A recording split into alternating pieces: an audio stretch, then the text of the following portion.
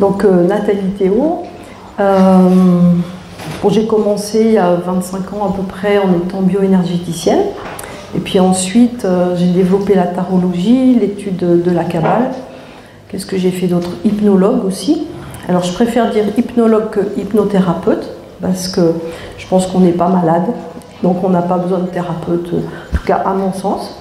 Par contre, on a besoin du logos, du verbe, et donc hypnologue. J'ai coécrit un livre il y a 2 ans, où je parle des pyramides de Bosnie. C'était un moment assez fantastique là-bas.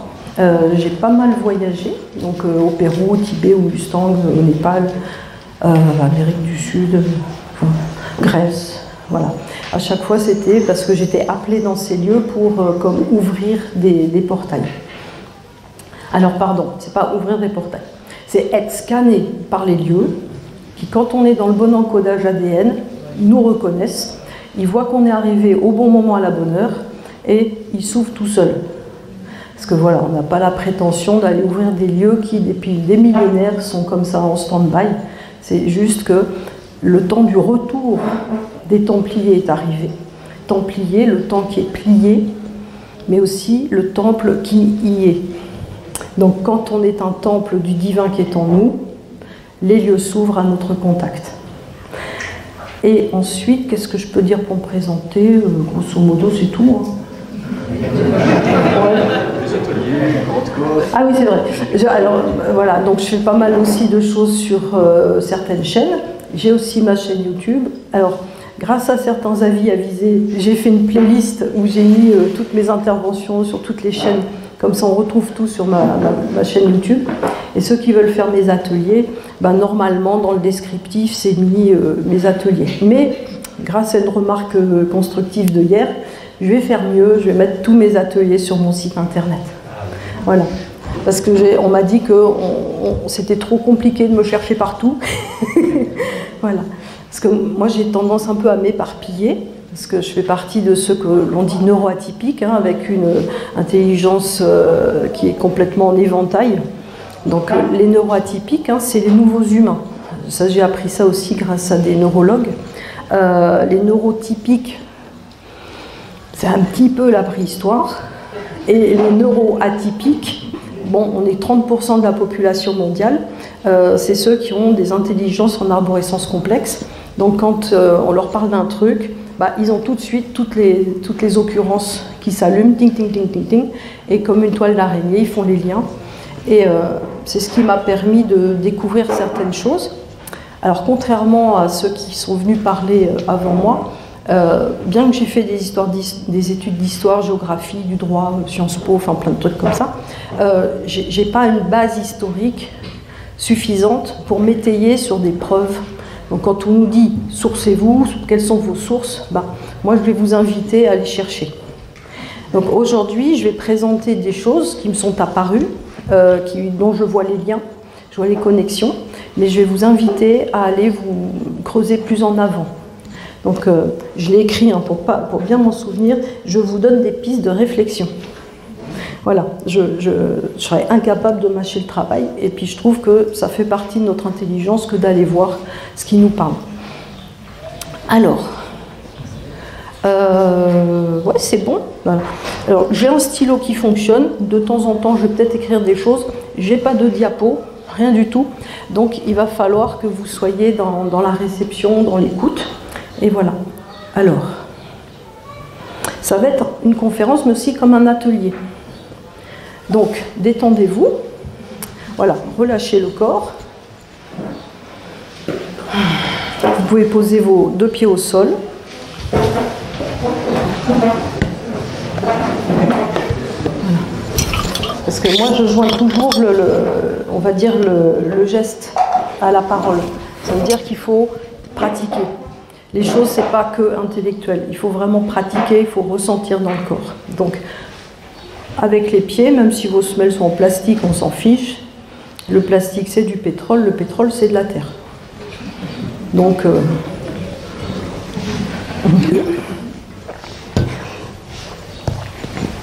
alors, on va parler du cerveau.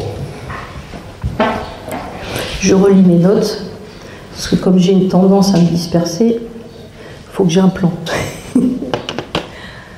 Voilà.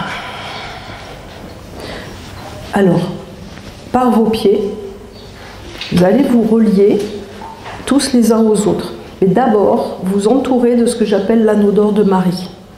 Vous vous entourez tous d'un anneau d'or qui va vous protéger de recevoir des choses que le voisin aurait pu émettre sans le vouloir. Voilà. Et par vos pieds, vous vous mettez en relation les uns les autres, avec moi aussi. Voilà. Et votre cerveau, c'est le servant de l'eau. C'est pas que l'endroit du mental, le cerveau. Le cerveau, il sert l'eau. En langage oiseau, serve eau. Voilà. Et vous allez penser aux eaux d'en haut, aux eaux d'en bas, voilà. Et vous en êtes l'élément de jonction. Voilà. Vous recevez les eaux d'en haut, les eaux d'en bas par les pieds, les eaux d'en haut par le cerveau, pour recevoir les informations qui sont justes et bonnes pour vous. Voilà, de la façon juste, de la façon appropriée, si et seulement si c'est juste et bon pour vous. On ne force jamais rien. Voilà. Vous allez penser à ce que, hier j'ai oublié son prénom, mais il en a parlé, du djed. Vous allez penser à votre colonne vertébrale maintenant.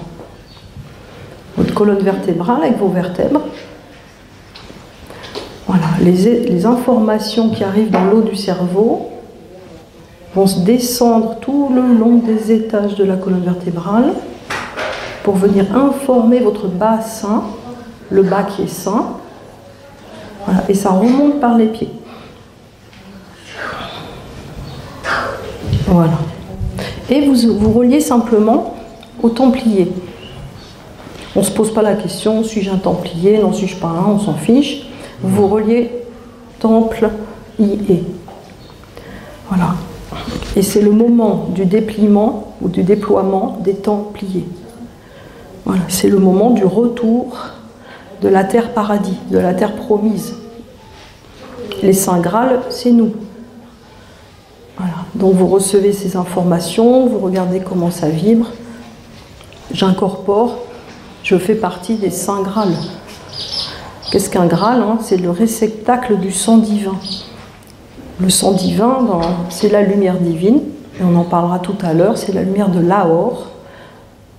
Voilà, donc estimez-vous à votre juste valeur. Nous sommes des Saints Graal. Voilà, et nous nous servons nous-mêmes en tant que Templiers.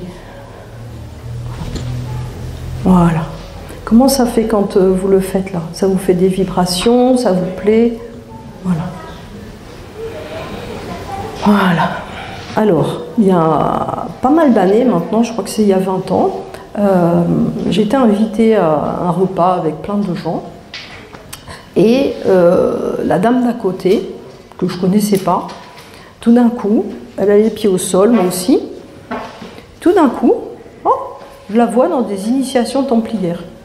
Je la vois dans des souterrains de châteaux, je la vois vivre des initiations, je vois plein de gens, c'est des templiers. Et je reçois les infos, tout d'un coup j'entends « Arrête, tu seras informé en temps voulu ». Et la dame, elle a soulevé ses pieds et elle les a mis sur la barre en bois du milieu de la table. C'était une grande table monastère, elle a mis ses pieds sur la table, la barre. Donc elle a senti que je captais les infos par les pieds. Donc là, ce que je vous fais faire, c'est ça. Et on est comme les arbres dans une forêt, par les racines de nos pieds. On n'a pas du mycélium au niveau de nos pieds, comme les arbres qui échangent les informations par leurs racines et le mycélium des racines.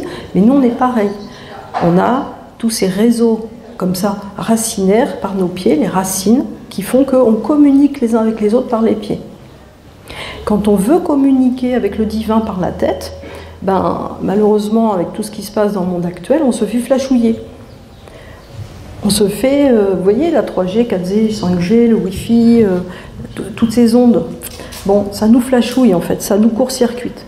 Donc quand on veut se connecter au divin, le mieux c'est de se connecter par les pieds au centre de la Terre. Voilà, parce que dans le centre de la Terre, On a au cœur de la Terre, on a le Soleil central Alcyone qui a dépêché une de ses particules. Donc au cœur de la Terre, c'est une étincelle de vie du Soleil central. Autour, moi je vous parle de mes visions, hein. Autour, il y a de l'air. Encore autour, il y a des cristaux remplis d'eau. Encore autour, il y a des montagnes, des lacs, des rivières, des choses comme ça. On appelle ça la Terre creuse, Agartha, hein, ça a été évoqué juste avant. Et encore autour, il y a nous, en surface. Moi, je nous appelle les surfaciens. Et récemment, des découvertes scientifiques ont permis de découvrir qu'il y a plus d'eau dans la Terre qu'à la surface de la Terre. Et ces eaux sont dans des cristaux. Donc tous les visionnaires qui avaient vu ça, ils avaient raison. Donc on passe pour un peu moins être des fous maintenant. Mais voilà, il y a des cristaux pleins d'eau dans le cœur de la Terre. Et ces cristaux contiennent la mémoire originelle de tout ce que nous avons été. Donc, en buvant de l'eau informée, il suffit simplement de la faire tourner, de la vider dans un récipient. Elle va, par la spirale, hein, elle se réinforme, elle se dynamise. Vous allez, en posant l'intention, je me relie aux informations des cristaux originaux dans la Terre, vous allez comme ça informer l'eau de votre corps. Et votre cerveau va servir l'eau, il va vous donner les informations contenues dans l'eau. Parce que le cerveau, c'est un transpondeur. Il nous décode les informations, et plus nous les acceptons, plus elles vont être vues par le cerveau. Donc vous aussi, vous allez voir les orbes, vous allez voir des tas de choses que vous ne voyiez pas avant. Voilà. Est-ce que c'est clair comme ça? Pour l'eau, le cerveau, l'eau de l'intraterre. Voilà. Connexion avec les eaux d'en haut. Alors Annick de Souzenel en parle très très bien. Les eaux d'en haut, les eaux d'en bas, le mi, le ma, tout ça. Donc, hop, connexion avec les eaux d'en haut. Connexion à mon templier céleste. Voilà, mon templier stellaire. Connexion avec mon templier de l'intraterre. Laissez les images venir si vous en avez. Connexion avec mon templier de l'intraterre. Voilà. Je vais juste un petit peu parler de l'Ein Sof Or. Donc dans la Kabbale, hein, on parle de l'Ein Sof Or, Ein Sof Or, et puis après il y a l'arbre de vie avec Keter en bas, en haut, Malkout en bas, et toutes les séphiras. Ein Sof Or, donc Ein, c'est l'infini, le néant, le vide, qui n'est pas vide, hein, on le sait maintenant. Ensuite Ein Sof, donc c'est l'infini qui commence à être un peu défini, vaguement. Et ensuite, Aor, c'est la lumière qui descend de l'infini. Donc là, vous allez penser Aor. Voilà, Aor, et vous vous reliez à l'or. Aor, Aour, amour. Amoros. Garnier Mallet en parle, hein, amoros. Donc vous vous reliez à Aor, amour. Amour, c'est la lumière qui se crée en amour et qui, plus elle descend dans la matière, plus elle se façonne, plus elle façonne les corps que nous sommes. Voilà. Ça, dans mes visions, les Templiers sont descendants directs de ces lignées de l'amour. Ils descendent de ce que moi j'ai appelé les auroras, puisqu'ils se sont présentés à moi comme ça. Donc, Aor, amour, avec les valeurs de l'amour. Respect, honneur, authenticité. Voilà. Vous laissez descendre ça dans votre colonne vertébrale. Et si vous l'acceptez, vous pensez, je suis de cela. Voilà. Vous descendez ça dans le bassin.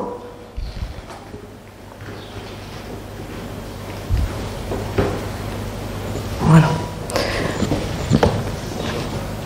Alors, est-ce qu'il y en a qui s'endorment? S'il y en a qui s'endorment, j'ai des amis qui ont apporté un gong solaire, donc on peut faire sonner le gong. Qui est-ce qui veut qu'on fasse sonner le gong maintenant? Voilà, hein, parce que je sens là, il y en a qui s'endorment. Aurélien. Comme on est relié par les pieds, moi je sens, hein, ce que vous ressentez. Donc on va faire un petit peu sonner le gong. et ça va permettre aussi une harmonisation de nous tous. Alors c'est une première, hein, ils l'ont acheté ce matin au marché d'Esperanza. Puis en fait, moi, je n'ai jamais besoin d'emmener quoi que ce soit, parce qu'on me dit t'inquiète, tu trouveras tout sur place. Et puis ils sont arrivés tout à l'heure, et je dis ouais. Alors, je ne sais pas s'il faut que je mette le micro, je vais le mettre comme ça. Je suis pas sûr. Je pense que ça va aller à mon avis. Okay. Alors, ça c'est un gong en ré. Hein. Non, c'est le bol qui est en ré. Or. Ça c'est un gong or. Voilà. Donc, mettez-vous au niveau de votre plexus, qui est le solaire, Tiferet, en capacité de recevoir le rayon Aor.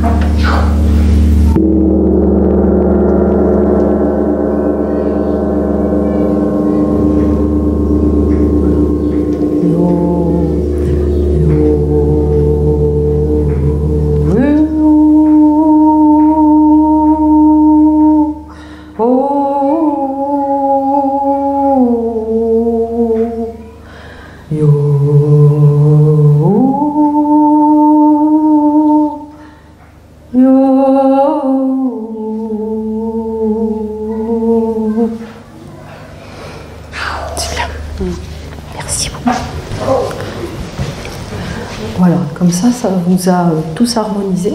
Alors je sentais qu'il y avait un truc là derrière qui n'était pas super bien. Donc là maintenant c'est parti. Voilà. Merci Aurélien et Mélanie. Alors, ça va mieux hein, ça vous a fait du bien ça allait bien déjà. Alors, je vais vous parler du Pérou. Alors, parce qu'on dit que les Templiers, c'est à peu près 1300, hein, je dis pas de bêtises, c'est ça? Les Templiers, 1300. Ça commence en 1100, 1128. D'accord, je disais une bêtise, 1100. Donc, quand je suis allée au Pérou, pour diverses raisons, j'étais appelée par l'âme d'Atahualpa, ça je vais le raconter dans mon deuxième bouquin. Donc, j'arrive là-bas. Et évidemment, on m'emmène dans des lieux extraordinaires et je participe à des initiations tout autant géniales. Surtout qu'à l'époque, c'était en 2007, je suis invitée par un ami qui va aussi avec le professeur de sciences physiques quantiques, le Konstantin Korotkov, qu'on retrouve aussi en Bosnie puisqu'il a fait beaucoup d'expériences sur les pyramides de Bosnie. Donc je passe 21 jours à tester avec des appareils incroyables toutes les énergies, etc., etc. Et on fait des expériences, notamment à la porte à Murumara, qui est en lien avec le peuple des Aymaru, qui sont le peuple du serpent. Hop, on relie le serpentaire. Le serpentaire, c'est la nouvelle ère qui arrive, le 13e signe zodiacal, le 13e signe qui était occulté depuis le Moyen-Âge, qui existait jusqu'au Moyen-Âge, et puis tout d'un coup il disparaît. Voilà, le serpentaire. Serpentaire, le peuple du serpent. Les Aymaru, le serpent qui apporte la pomme de la connaissance au jardin d'Éden. On se relie aux Anunnaki, ours, les cités de là-bas. Et moi j'étais élevée en Irak, à Bagdad, en Mésopotamie. Donc quand je touchais parce qu'à l'époque on pouvait tout toucher dans les musées, quand je touchais les bas-reliefs ou les choses comme ça, j'avais des visions des Anunnaki. Bon, donc là je me retrouve au Pérou avec des histoires du Quetzalcoatl, des histoires du Viracocha, des histoires de qui a construit ce qu'on appelle les zones, les portails pré-incains. Et notamment Tiwanaku, qui est de l'autre côté du lac Titicaca. Et là, on me dit que c'est pas les Péruviens ni les Quechua qui ont construit ça, c'est pas non plus les Incas. Ça existait déjà avant, donc c'est pré-Inca, puis c'était en ruine. Et ils ont reçu, bien avant le XIe siècle, ou le Xe siècle, le IXe siècle, ils ont reçu l'aide d'êtres très grands, aux yeux bleus, blonds, vêtus de blanc. C'était pas des Vikings. Les Vikings ont découvert les premiers l'Amérique du Nord. Les Vikings, on le sait peu, mais ils sont descendus tout le long de la partie ouest de l'Amérique du Nord. Ils sont descendus jusqu'en Amérique du Sud. Ça, on ne le sait pas beaucoup, mais les légendes là-bas le racontent très bien. Mais donc les premiers, notamment Viracocha, c'était un être très grand, très blanc de peau, mais blanc de blanc. Nous, à côté, on est bronzés. Les cheveux très longs, relatifs. Alors, des fois, c'est brun avec une barbe, des fois, c'est les cheveux blancs, des yeux très bleus. Voilà. Imaginez ce que ça peut donner. À quoi ça vous fait penser quand on dit ça? On se dit très grand, ça fait très hyperboréen quand même. L'hyperborée avant l'Atlantide, avant la Lémurie. Hein. Voilà. Donc, les premiers temples là-bas sont construits par des hyperboréens. Et ensuite, ils sont revenus pour aider à la reconstruction de ces temples, qui étaient en réalité des portes du soleil, des portes vers le soleil. Et là-bas, j'ai appris que le soleil, c'était un portail interdimensionnel par lequel les peuples arrivaient pour passer à travers notre couche qui nous enferme quelque part dans des templiers. Parce que la Terre, elle est sous une voûte. Hein, tous les écrits bibliques en parlent, toutes les religions en parlent, la Terre est sous une voûte étoilée. Dans les traditions égyptiennes, on parle de Noun, qui est la déesse qui porte la voûte sur son dos. On ne nous parle pas d'un immense espace infini, c'est pas Aïn, hein, c'est une voûte, c'est fermé. Quelque part, on est sous cloche, et pris pour des cloches. Voilà. Donc, les hyperboréens étaient là avant la voûte. Et donc, c'est eux qui ont commencé à construire des portails. Les templiers, qu'est-ce que ça veut dire? Ça veut dire qu'on a accès à tous les temps d'avant qu'ils soient pliés. Ça veut dire que les templiers sont des passeurs du temps. Ce sont des êtres qui existent encore maintenant, hein, quand on nous dit que les templiers n'existent plus, etc. Bon, il y a les templiers un peu de pacotille, ceux qui s'habillent avec des capes et des épées et qui font semblant d'être des templiers. Bon, ça c'est une chose. Mais les vrais, ils existent encore. Pardon, je tousse. Les vrais, ils existent encore. Donc ces templiers, c'est de la lignée de Lahore. La lignée de Lahore, dans mes visions, c'est une lignée blanc-bleuté, c'est que de la lumière, qui passe à travers tous les espaces plan et temps, et qui vient sur Terre pour participer à la terraformation de la Terre, à la construction de la Terre, qui est notre nef d'Isis, qui est notre barque, c'est notre vaisseau mère. On cherche des vaisseaux mères dans le ciel, on est sur un vaisseau mère. Voilà. Alors, quand je dis ça, j'aimerais que vous ressentiez avec vos pieds ce que ça vous fait. Les pieds vont confirmer, le corps va confirmer. Mettez-vous en lien avec la Terre en lui demandant intérieurement « Es-tu bien mon vaisseau mère ?»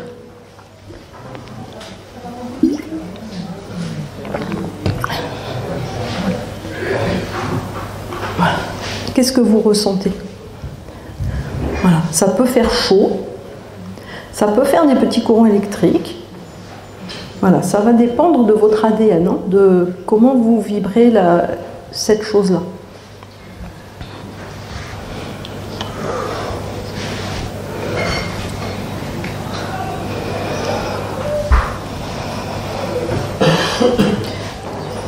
Alors, Viracocha, quand il vient avec ses amis, donc ils aident à la reconstruction des temples, des portes du soleil, parce que c'est des portails interdimensionnels, et ensuite il s'en va vers l'ouest, en promettant de revenir.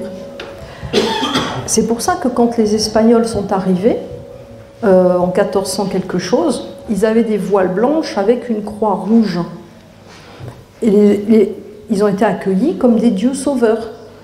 Bah parce qu'en fait, depuis tout ce temps, les légendes attendaient le retour. Et vous connaissez les Basques, hein, on dit que les Basques, c'est des descendants atlantes. On dit que le basque, le Euskadi, alors mon grand-père est basque, Théo, ça vient de là-bas. Donc le Euskadi, c'est une langue basque qui n'a pas du tout de signification, enfin, il n'y a pas de construction possible avec le latin, le germain, tout ça. C'est complètement étranger à la construction des langues connues en Occident. Et par contre, c'est très proche du quechua.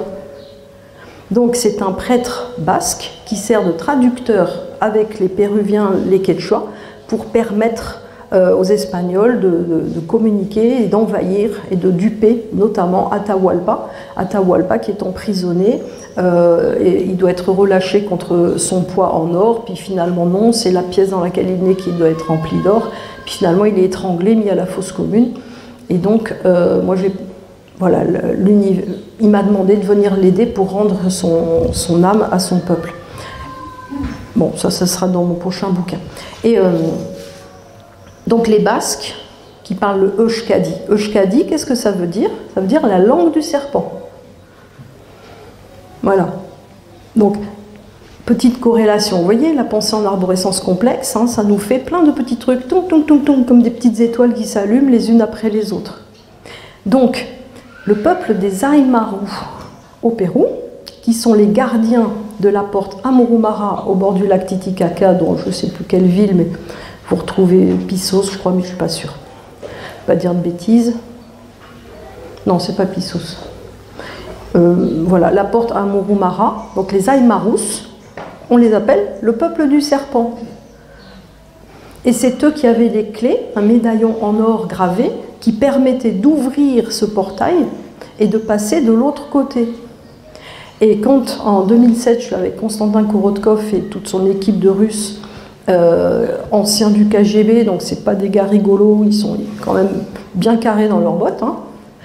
Donc on fait des expériences, et puis bah, moi je vis tout un périple initiatique que je n'avais pas du tout préparé, parce que les initiations c'est ça, on ne les prépare pas, elles nous tombent dessus, bim, et on les vit.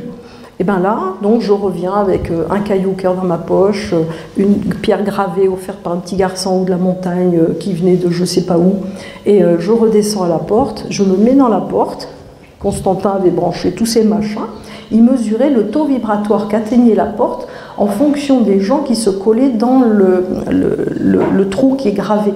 Alors c'est en fait, imaginez, ça c'est un trou gravé avec un rond au milieu, là où on va mettre le médaillon, et autour c'est que de la roche rouge. Donc moi je me mets là, alors on me dit qu'il faut se mettre le ventre contre le truc. Moi je suis d'un naturel rebelle, je me mets dans l'autre sens.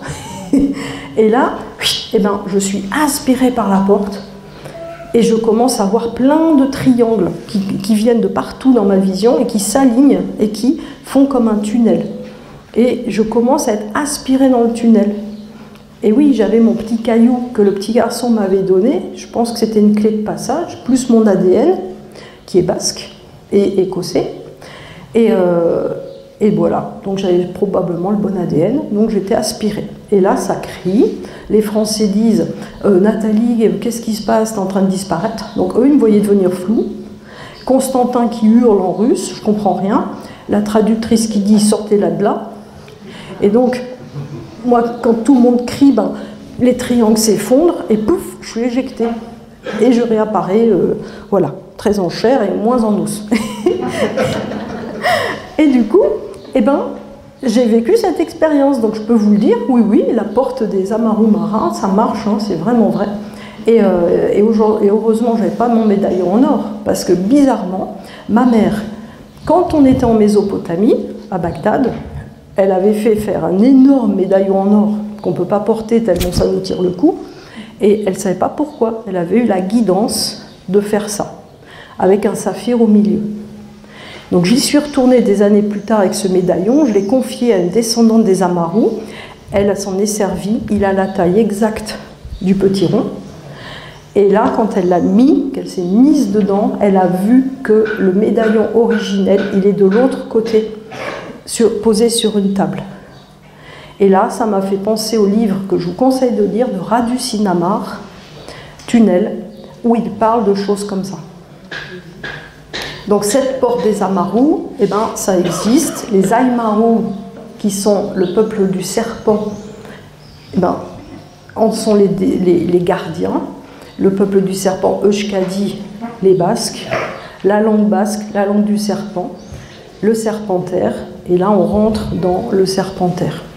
Et les Templiers là-dedans, ce sont les gardiens du temps qui se plient et qui se déplient. C'est l'alpha et l'oméga. Jésus nous l'a dit. Voilà, il est l'alpha et l'oméga. Donc là, on est à la fin des temps, là où le livre peut s'ouvrir à nouveau. On ferme le livre de l'Apocalypse et on ouvre le livre de l'agneau. Et les Templiers, en fait, c'est des chevilles ouvrières. Ce sont, on peut dire, les gardiens de la terre. Ce sont des piliers de lumière. Ils ont des valeurs, parce que rien hors l'amour, et ça c'est les visions de mes dernières années qui me le disent, rien hors l'amour ne nous permettra d'arriver en terre promise. Donc dans cette terre de nouvelle dimension, qui existe déjà en hologramme, rien hors l'amour. L'amour, c'est une vertu, c'est la vertu de l'amour. Le respect, l'authenticité, la parole d'or. Quand on donne sa parole, c'est une parole d'or. Donc, on va faire l'exercice, là. Vous vous mettez dans l'alignement de l'or. Souvenez-vous que les Anunnakis sont venus chercher de l'or sur Terre. Hein. De quel or s'agissait-il? Est-ce que c'est seulement de l'or physique ou est-ce que c'est aussi de l'or de l'essence que nous sommes? Ceux qui sont un peu branchés en Anton Parks ou Sitchin ou les autres, hein, ils savent très bien qu'il y a eu modification de notre ADN, etc. Qu'est-ce qu'ils cherchaient? Ils cherchaient notre vibration lumière à or, qui est la seule qui soit créatrice et détentrice de vie. Voilà. Donc là, vous calibrez. Comment on fait? Ben, on dit « je me calibre à la fréquence de l'or ». Voilà. Pour recevoir les informations utiles et justes pour moi.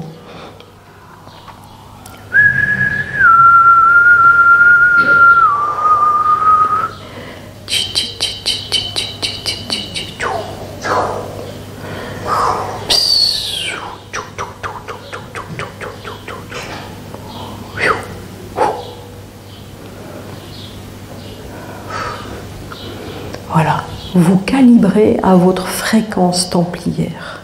Le temple de hier qui revient aujourd'hui. Honneur,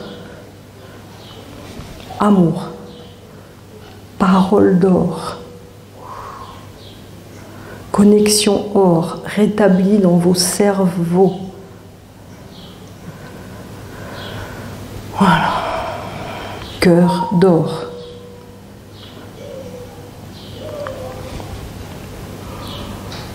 La paix.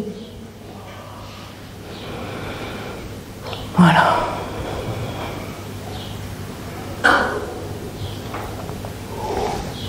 Et vous ressentez et vous faites descendre cette information et peut-être vous pouvez vous connecter à votre propre templier, celui qui est peut-être dans l'intraterre, celui qui est peut-être dans des vaisseaux. Je ne parle pas des galactiques, hein. Ça c'est pas du tout mon credo. Je parle plutôt des célestes ou des stellaires.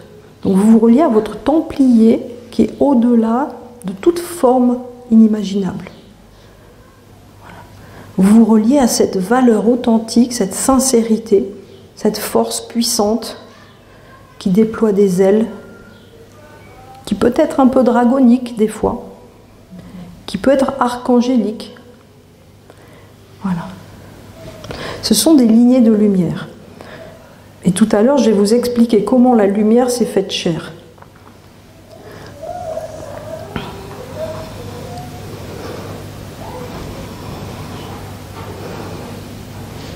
Voilà.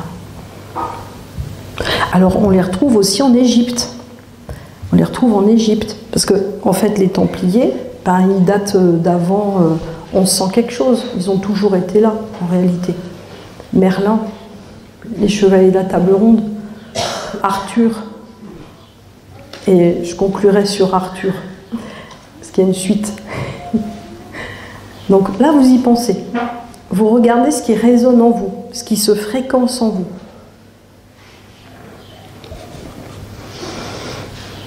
Parce que c'est pour ça que vous êtes là, c'est pour faire connaissance avec votre propre Templier.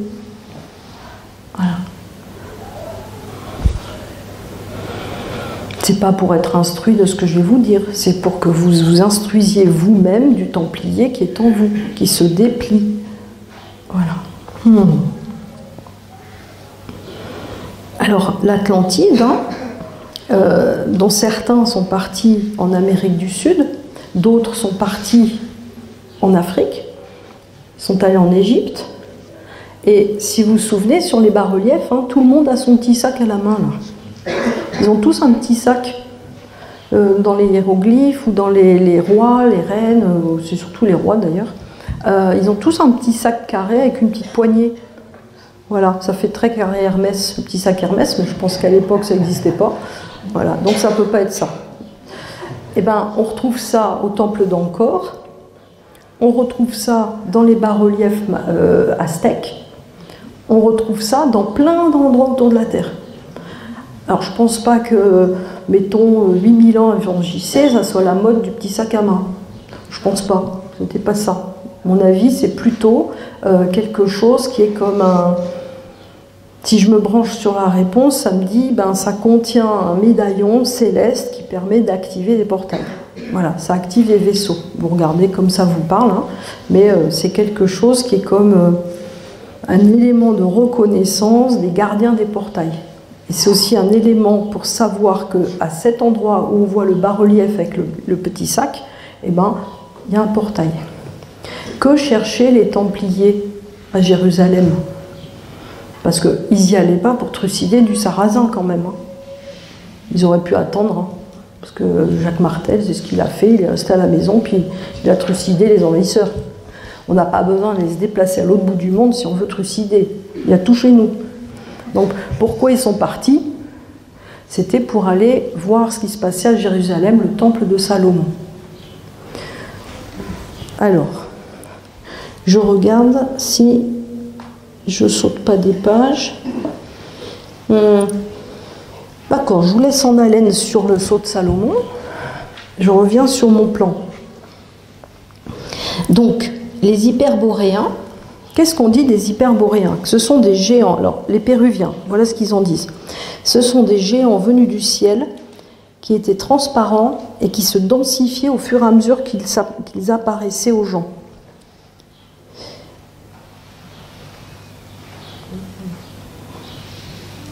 Alors, moi, dans mes visions, quand je suis allée, je me suis fait initier par une chamane colombienne qui était une gardienne du feu.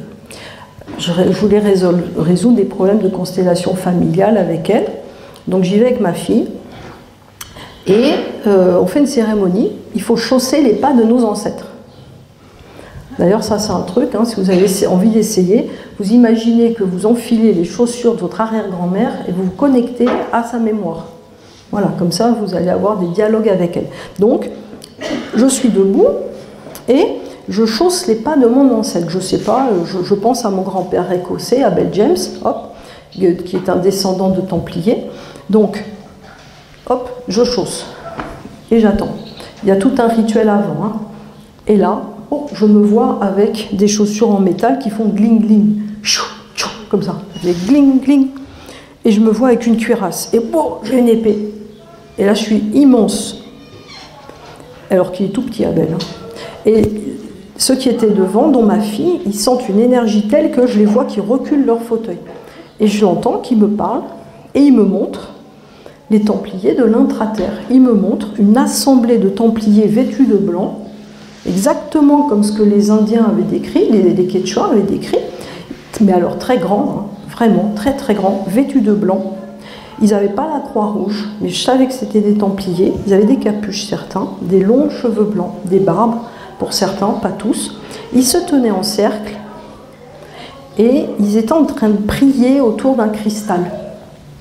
Voilà. Et j'entends qu'ils sont des gardiens de l'intraterre, qui sont en lien avec le cristal maître, les cristaux maîtres Atlantes et Lémuriens, et qu'ils attendent la fin des temps, c'est maintenant, pour permettre aux cristaux, notamment ceux du Bucharest, ceux des montagnes, ceux de partout, de monter pour rétablir la grille cristal-or, la grille cristalline, la grille de la lignée de l'Aor, la lignée de l'amour, la lignée de la lumière. Ils me montrent ça et ils me disent qu'en fait, ils sont venus des cieux, ce sont des êtres célestes qui se sont incarnés dans ces templiers de l'intra-terre depuis des millénaires et qu'ils ont délégué des templiers de surface pour aller au temple de Salomon. Parce qu'au temple de Salomon se trouvaient des trésors, et notamment l'arche d'alliance. Salomon avait donné l'arche d'alliance à la reine de Saba, qu'elle avait emmenée vers l'Éthiopie. Et je ne sais pour quelle raison, l'arche d'alliance a été remise à Salomon et cachée dans le temple de Salomon, bien en dessous. Ce temple avait été construit par Hiram, qui était en lien avec Enoch. Enoch, dont on dit qu'il a été élevé aux cieux et qu'il est devenu Métatron. Métatron qui est le grand architecte cosmique, forme géométrique sacrée. D'où, au début de ma carrière, je travaillais avec les solides de Platon. Ça me permettait de me mettre en lien avec la terre, le feu, l'eau, l'air, le nord, le sud, l'est, l'ouest.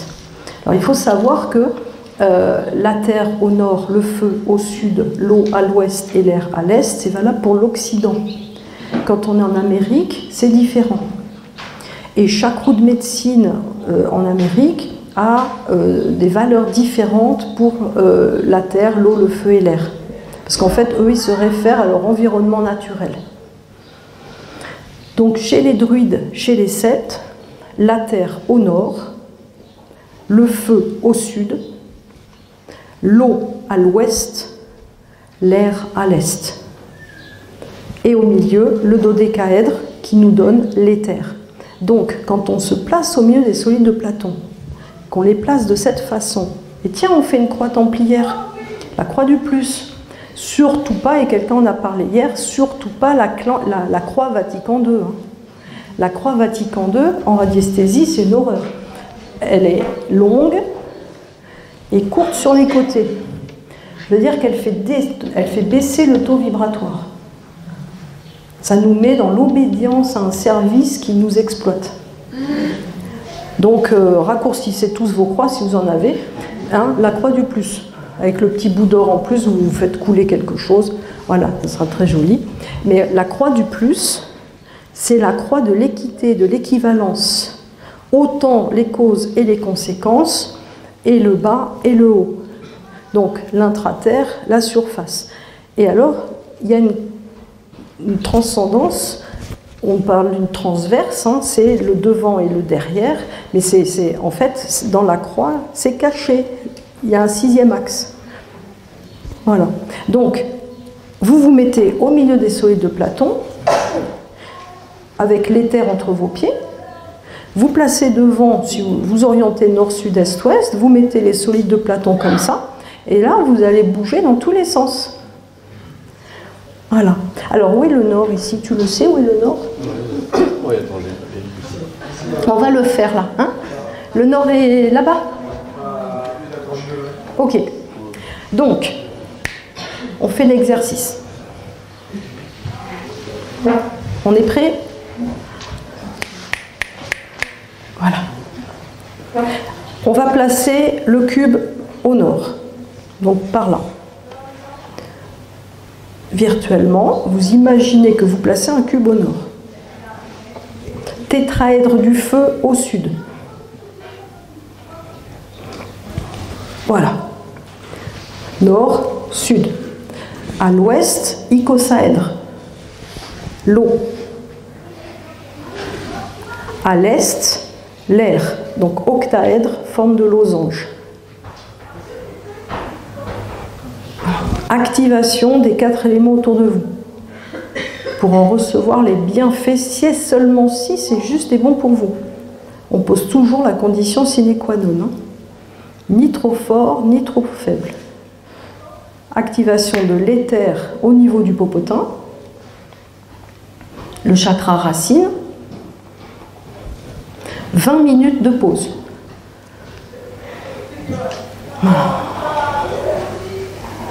Voilà. Alors vous pouvez sentir votre corps qui a envie de faire des oscillations.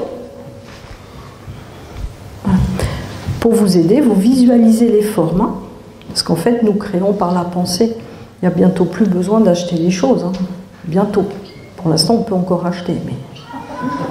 Ah oui, je vous rassure. Bientôt, on n'aura plus besoin. Voilà. Vous imaginez ça. Vous êtes au centre de la croix du Templier. Et vous dépliez le temps. Et vous vous reliez maintenant à toutes vos connaissances, passé, présent, futur, pour les incarner au mieux. Alors, moi, ça me fait partir en arrière, c'est normal. Hein. Quand on part en arrière, c'est qu'on se connecte à l'esprit. Voilà. Donc, vous vivez l'expérience. Voilà. Et vous vous laissez dodeliner s'il y a besoin. On va mettre en place activation de l'or en moi. Pour s'aider, des fois, on peut prendre de l'ormus. Voilà. Ou un électrolyte d'or. Hein. On connaît bien l'argent colloïdal, mais il y a aussi or colloïdal. Ça aide beaucoup. Voilà, très bien. J'en vois qui dodeline, c'est parfait. Donc là, vous êtes en train d'incarner les 4 éléments en vous pour les manifester. Voilà, super. Et vous restez bien réveillé. Donc gardez les yeux ouverts, ou comme le Bouddha, gardez les yeux en bas ou en haut. Pourquoi? Parce que ça tire sur le nerf optique et ça active la glande pinéale. C'est pour ça que méditer, c'est mieux d'avoir les yeux en bas ou un peu en haut. Souvent, quand on est en transe, on a les yeux révulsés en haut. Bon, c'est parce qu'on est en pleine activation de la glande pinéale. Voilà. Vous joignez Keter, la tête, à Malkout, sous les pieds. Voilà.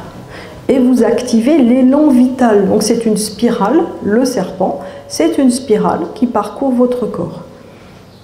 Le nombre d'or, hein, la spirale de Fibonacci, voilà. Et maintenant, vous allez remplacer la spirale d'or Fibonacci par la spirale de cristal, qui est beaucoup plus large. Voilà, très bien. La spirale de cristal, elle est beaucoup plus large. Elle n'est plus enfermée dans le nombre d'or qui est répétitif et cyclique, etc. Là, vous sortez. Voilà, vous allez dans la spirale de cristal pour que vos atomes de carbone se transforment en cristal. Voilà. Comment ça va avec ça? Voilà. Parce que les Templiers d'avant, ils ne reviennent pas pour être comme avant. Ils reviennent pour être l'instrument du changement. On ne réactualise pas le temps passé, on se réinvente au présent pour se créer un meilleur futur. Hein, Philippe Guillemot en parle dans la rétrocausalité du temps et puis les livres sur le futur.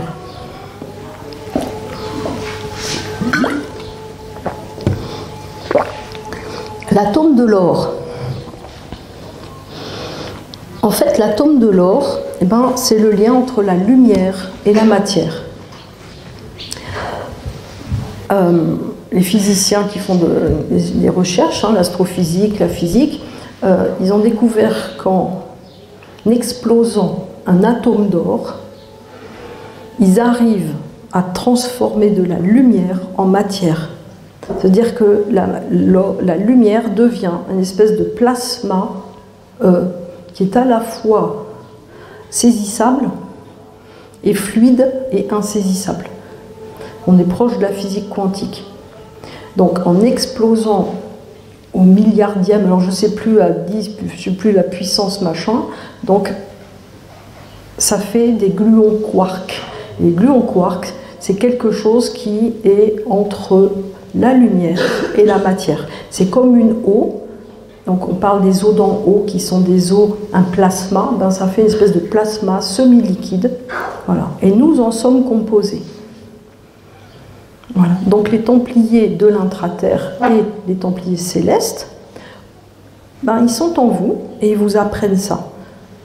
Donc là, simplement, vous l'acceptez. À quoi ça sert?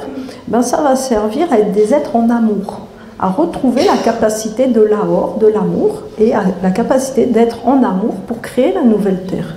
Parce que la nouvelle Terre, ce n'est pas des sauveurs hein, qui vont la créer, c'est nous. C'est nous par nos valeurs. Alors, qu'est-ce que je voulais dire? Oui, donc les Templiers, hein, ce ne sont pas des soldats avides de truciderie, hein, c'est des alchimistes, les vrais Templiers, ce sont des alchimistes. Les moines soldats, ça c'est autre chose, ils n'avaient pas la connaissance. Mais par contre, les Templiers, eux, ils l'avaient. Les Templiers érudits, ils l'avaient. Voilà, alors, le temple de Salomon. Donc, quand les Templiers vont au temple de Salomon, ils vont pour chercher l'Arche d'Alliance et tous les documents établissant la lignée du Saint Graal. Parce que quand Myriam de Magdala, Yeshua, qui évidemment n'est pas mort sur la croix ni dans sa grotte, reviennent en Gaule, et là-bas, c'était la Galicie. On dit, tiens, pourquoi ils appellent ça la Galicie? Galilée, voilà. Et en Espagne, on a la Galicie, puis là-bas, ils avaient la Galilée, puis nous, on est la Gaule. Voilà. Il y a des occurrences, là, on se pose des questions. Donc, quand ils reviennent au Pic Canigou. Au Pic Canigou, il y avait une tribu essénienne, et il y avait Jean-Marc, le frère de Jésus. Ça, c'est dans mes visions. Puis plus tard, j'ai lu Anna, grand-mère de Jésus. Si vous regardez toute l'arbre généalogique, ah bah tiens, on voit Jean-Marc. Donc Jean-Marc, tribu essénienne, au pied du Pic Canigou, ils accueillent Marie-Madeleine, enfin Myriam de Magdala, sa fille Sarah, et elle était enceinte d'un petit garçon, et Yeshua et d'autres. Ils sont venus à Galamus. Dans mes visions, Yeshua, c'est un des premiers ermites enseignants de Galamus. C'est pas 300 ans après Jésus-Christ comme on nous le dit. Le tout premier, c'est lui. Si vous y allez avec cette connaissance, observez ce que vous ressentez. Regardez un petit peu ce que les pierres vous montrent. Voilà. Donc quand ils vont là-bas, c'est pour sauver l'Arche d'Alliance. Et ils la ramènent. L'Arche d'Alliance, elle est en France. Je vais vous dire comment je le sais. L'Arche d'Alliance, elle est en France. Les documents attestant de la lignée du Saint Graal, ils sont en France. Ils ont été gardés par les Cathares. Templiers, Cathares, faux ennemis. Ils étaient alliés. Sauf que l'Église, reprenant à son compte le mouvement des moines soldats complètement incultes, ignares, les a montés contre les Cathares pour que ça fasse une espèce de guerre. En réalité, les Templiers donnent aux Cathares, j'espère ne pas me tromper, les documents attestant de la lignée du Saint Graal. Bon, ça, c'est tous mes visions qui l'ont montré. J'ai trouvé des informations après dans certains bouquins, mais il y en a qui sont bien plus érudits que moi et qui savent mieux que moi tout ça. Et donc, quand ils ramènent l'Arche d'Alliance en France, l'Église veut s'en emparer et organise un massacre. Les Templiers qui se sont fait estourbir de bien cruelle façon, ce sont ceux qui se sont livrés pour protéger les autres. Parce que les Templiers, ils n'étaient pas 800, hein, ils étaient bien plus nombreux. Donc ceux qui se sont sacrifiés, dont Jacques de Molay, c'était ceux qui ont attiré l'attention sur eux. C'est le paravent. Il y a toujours un paravent. Il faut voir ce qu'il y a derrière. Et pourquoi quand Christophe Colomb arrive aux États-Unis, en Amérique du Sud, les voiles ont une croix, qu'on pourrait dire occitane, mais qu'on peut dire aussi cathare, et qu'on peut dire aussi, templière. Et bien parce qu'il avait à son bord des Templiers qui ont pris la fuite là-bas. D'autres se sont établis au Portugal, d'autres sont partis en Suisse. D'autres chez les Habsbourg. C'était les protecteurs de la lignée du Saint Graal. D'autres sont partis en Russie. Raspoutine, c'était pas l'affreux Jojo dont on parle. Raspoutine, c'était... Ah, il y a des oppositions. Je dis des choses... Raspoutine, parce que moi j'ai fait des soins à 2 personnes qui m'ont marqué pour le restant de mes jours. Un monsieur qui était le descendant du frère de Clément V. Et là, ce monsieur vient me voir en séance, il boite, il a toujours mal au mollet. Alors moi j'étais loin de tout ça, hein. J'étais loin de tout ça. Et donc je lui fais un soin. Moi, comment je fais les soins? Je mets les mains, à l'époque, je mettais les mains sous les pieds, et hop, donc je me branchais à Malkout, et j'obtenais les résultats de Keter, le cerveau qui sert l'eau, qui me donnait les informations. Pouf. Et là, alors il ne s'était pas présenté, hein, parce qu'il ne voulait surtout pas que je sache qui il était. Il était dans un superbe costume en flanelle, très chic. Et donc je mets les mains, pof, et je lui dis « Ah ben je comprends pas pourquoi il y a Jacques de Molay qui me demande de vous libérer de sa malédiction. » Et là, il s'assied, il me dit « Vous savez qui je suis ?» Il dit « Non. » Il me dit bah, « Je suis un descendant du frère de Clément V. » Et effectivement, dans notre lignée, les mâles, le premier-né meurt, il arrive des catas aux autres, enfin c'est la cata. Et lui, du coup, le pauvre, il n'osait pas se marier, pas avoir d'enfant, rien du tout, à cause de ça. Et là, j'ai une vision, et je vois le pape Clément V qui a mal au mollet. Donc je ne comprends pas. Jacques de Molay me donne toute une canalisation avec une prière, donc je libère le monsieur, et après il va mieux. Enfin, je libère, Jacques de Molay libère à travers moi. Et donc voilà. Et après, merci Wikipédia à l'époque, je regarde, et le pape Clément V, quand il a été emmené mort sur sa civière, eh ben, les porteurs se sont cassés la figure, il a perdu son émeraude qui était au front, l'émeraude de sa tiare, elle est tombée, et il y a un gros cierge, paf, qui l'a enflammé, bon, il était mort, il ne risquait plus rien, et ça lui a cramé tout le mollet. Voilà, c'était fou, des liens de cause à effet. Et puis, une autre fois, j'ai une dame en séance, je mets les mains sous ses pieds, et là, je vois Raspoutine. Et la dame, bah, c'était une descendante de la cour des Romanov qui vivait en France, protégée des services secrets, enfin tout ça, tout ça. Une voiture avec chauffeur, c'était très chic. Et là, je vois Raspoutine. Et il me dit, je ne suis pas le monstre qu'on a décrit, je suis le protecteur de la lignée des maris. Donc en fait, c'est là que j'ai compris que les Romanov, c'était des descendants christiques. Voilà. Et c'est pour ça qu'on a fait ce qu'on a fait, enfin pas on, mais il a été fait ce qu'il a été fait, que Raspoutine a été massacré, etc. Puis qu'il avait ses talents de guérisseur extraordinaires. Voilà. Donc en fait, les Templiers, ils sont partout. Ils sont tout le temps là, tout le temps, depuis toujours. Mais ils sont discrets. Ils ne vont pas dire à la télé « je suis Templier ». Non, ils ne vont pas dire ça. Plus on est discret, mieux on se porte. Voilà. Donc, le lien avec les familles royales, la lignée christique. Alors la lignée christique, heureusement, n'est pas que dans les familles royales, parce que là aussi c'est un paravent. Parmi les gueux que nous sommes, eh ben, il y a des descendants christiques, dont beaucoup s'ignorent. Parce que quand on est dans l'ignorance de qui nous ne sommes pas en danger. Vous vous souvenez, je vous ai dit au début, quand on monte et qu'on se connecte en haut, pouf, flashouillé. Dès qu'on monte en vibration, pouf, flashouillé. Donc il faut monter très vite et très fort en vibration pour être au-delà de la flashouillette. Et moi je me souviens que quand je faisais des cérémonies au Pêche-Cardou sur la route de médecine, souvent il y avait des chemtrails qui arrivaient très rapidement. Et là on faisait appel aux vautours, les vautours venaient nettoyer tout et on était de nouveau tranquille. Donc ça veut dire qu'ils ont des sortes de détecteurs, il y a longtemps on en parlait dans le HARP, hein. Ils ont des détecteurs à vibration et maintenant c'est relayé par les antennes 5G pour nous flashouiller. Comme nous sommes pollués de métaux lourds, nous devenons des connecteurs bien malgré nous, et cela abîme notre connexion à or. Donc on peut acheter des choses. Moi je suis plutôt passée dans le truc où je claque des doigts, je décide, hein, ça se fait comme sur un claquement de doigts, et donc je décide fréquence inversée, fréquence parfaite. Ça c'est de la géobiologie aussi. Donc fréquence inversée, fréquence parfaite. Quand je passe à côté d'une antenne, je dis fréquence inversée, fréquence parfaite. Et je claque des doigts, et il en est ainsi. Nous sommes les détenteurs du logos. Nous avons la parole qui se fait chair. Donc quand je vous ai dit la lumière par l'or devient matière, fluide, donc oui, nous sommes faits chair.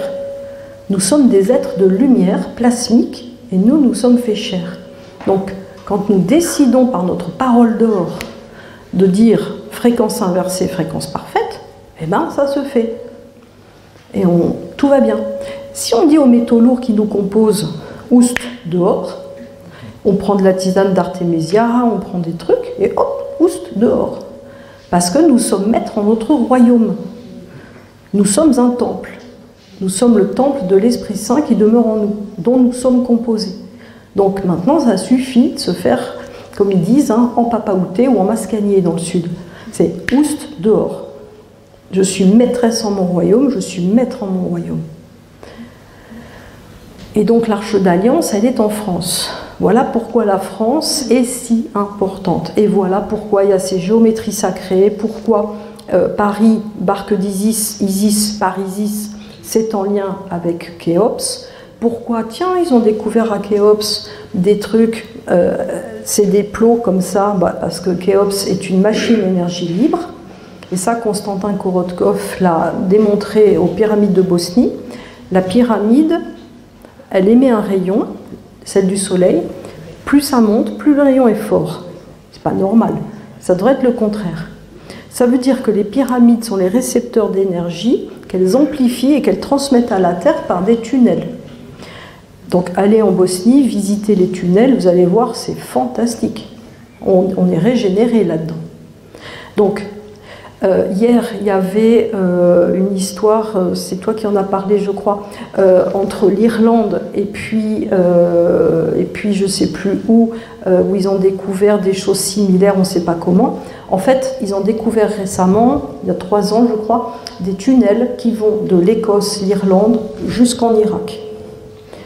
Donc ça passe sous la mer, ça passe je ne sais pas où, mais ils ont découvert ça.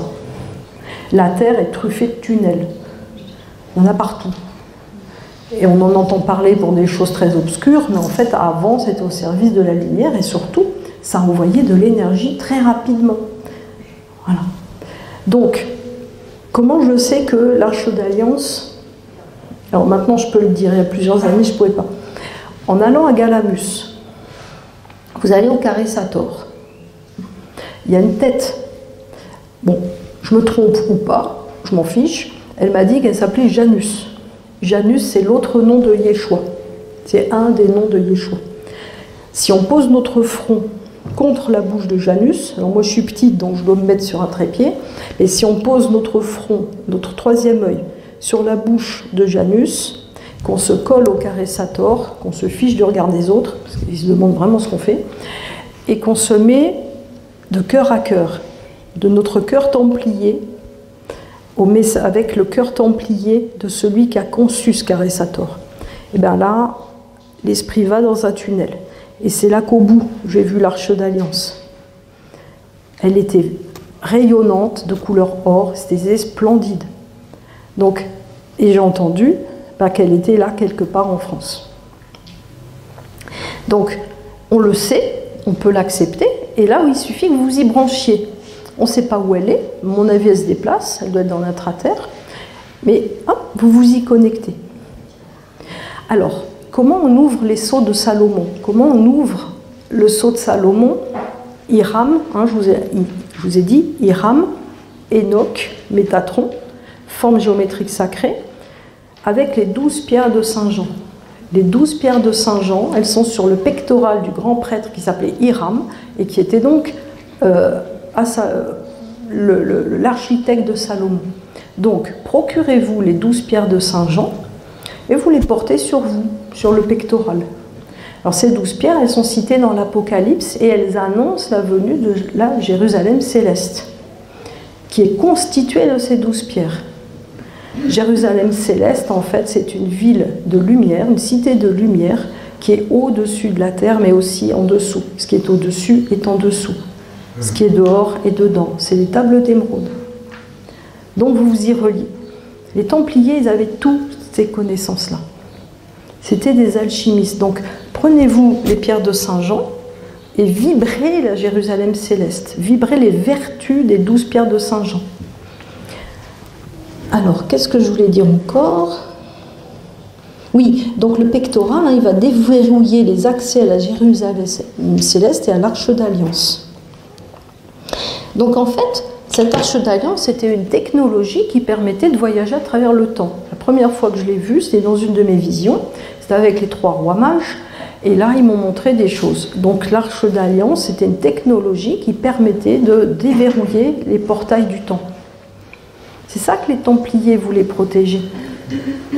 Notamment, hein, pas que ça. Ils avaient aussi les écrits, notamment les écrits apocryphes, les choses dont certaines ont été retrouvées à Cram, hein, les manuscrits de la mer Rouge, hein, et de la mer Morte, je ne sais plus.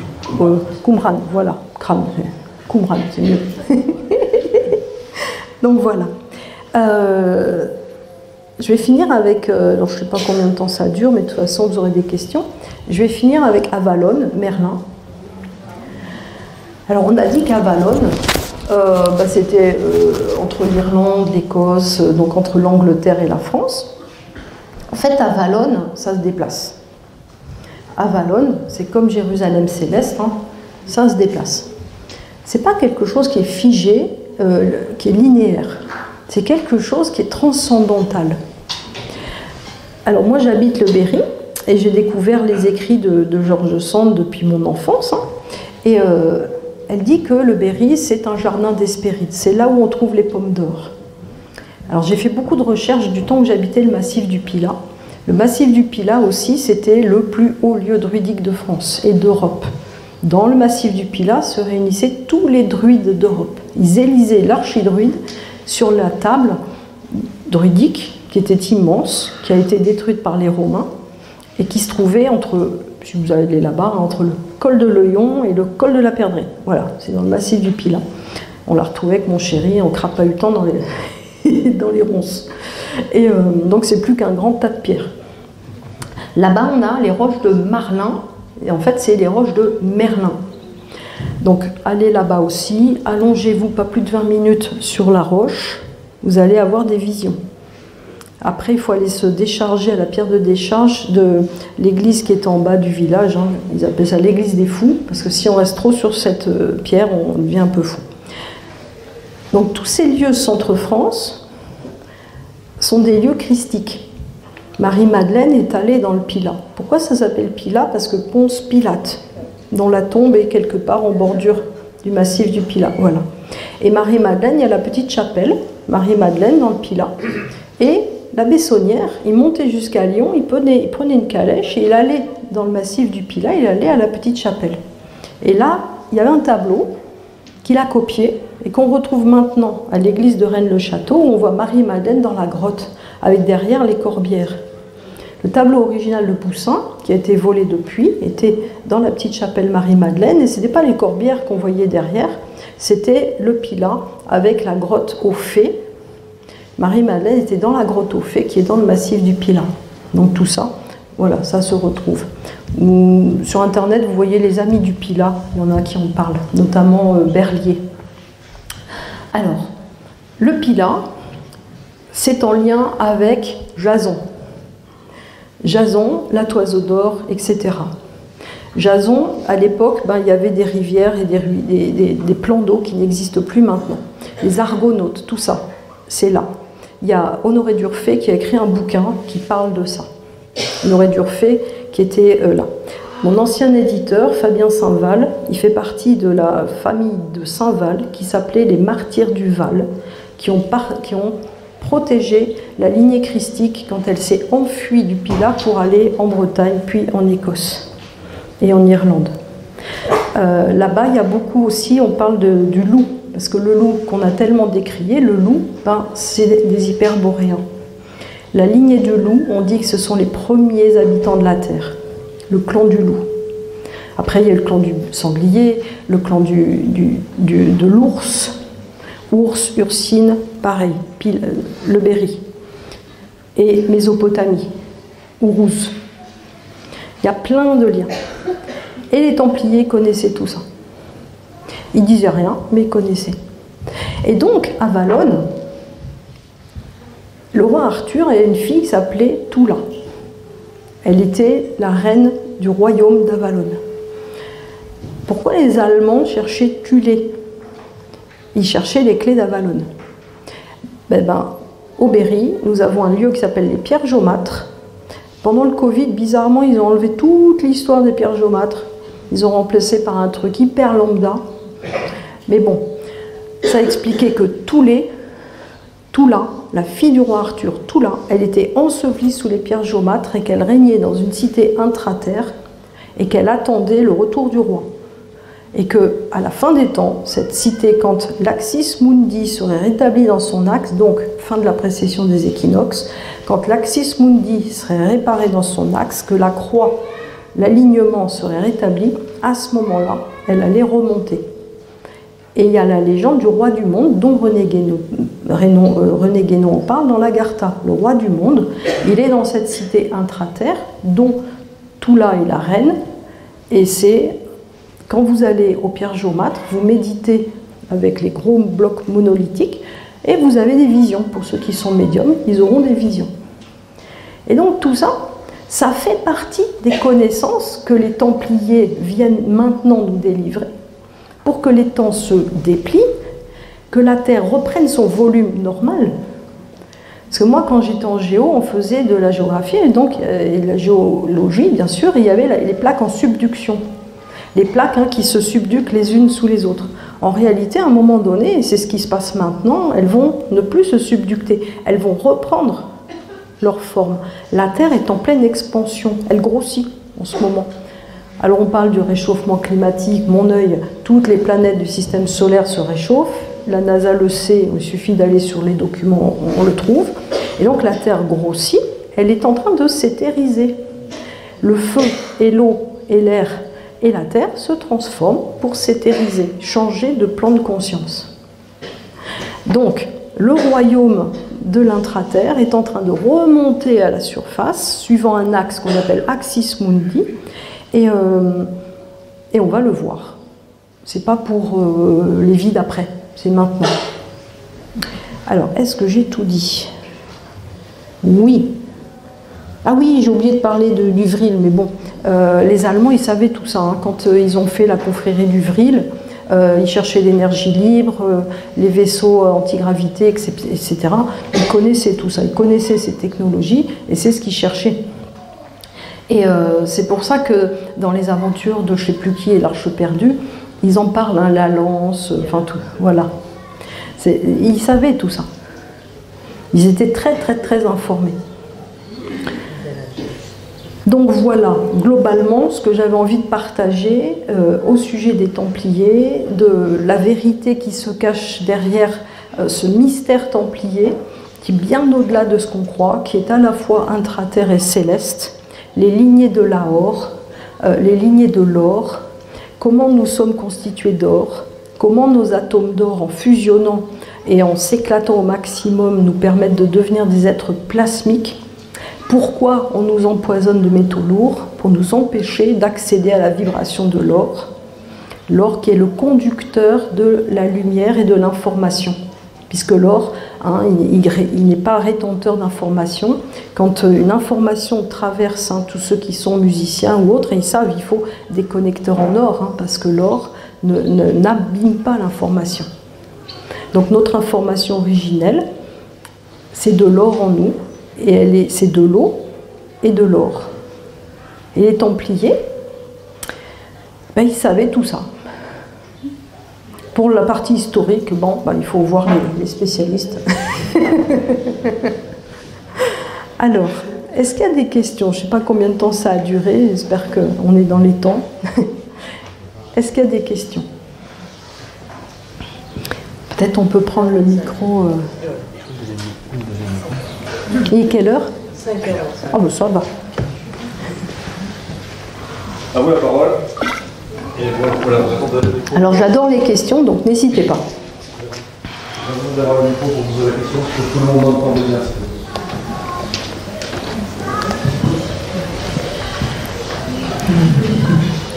Nathalie, tu nous disais que la remontée de la reine Toula arriverait quand l'Axis Mundi serait rétabli dans l'axe. Est-ce que tu as déjà eu des canalisations par rapport au moment où ça arrivera?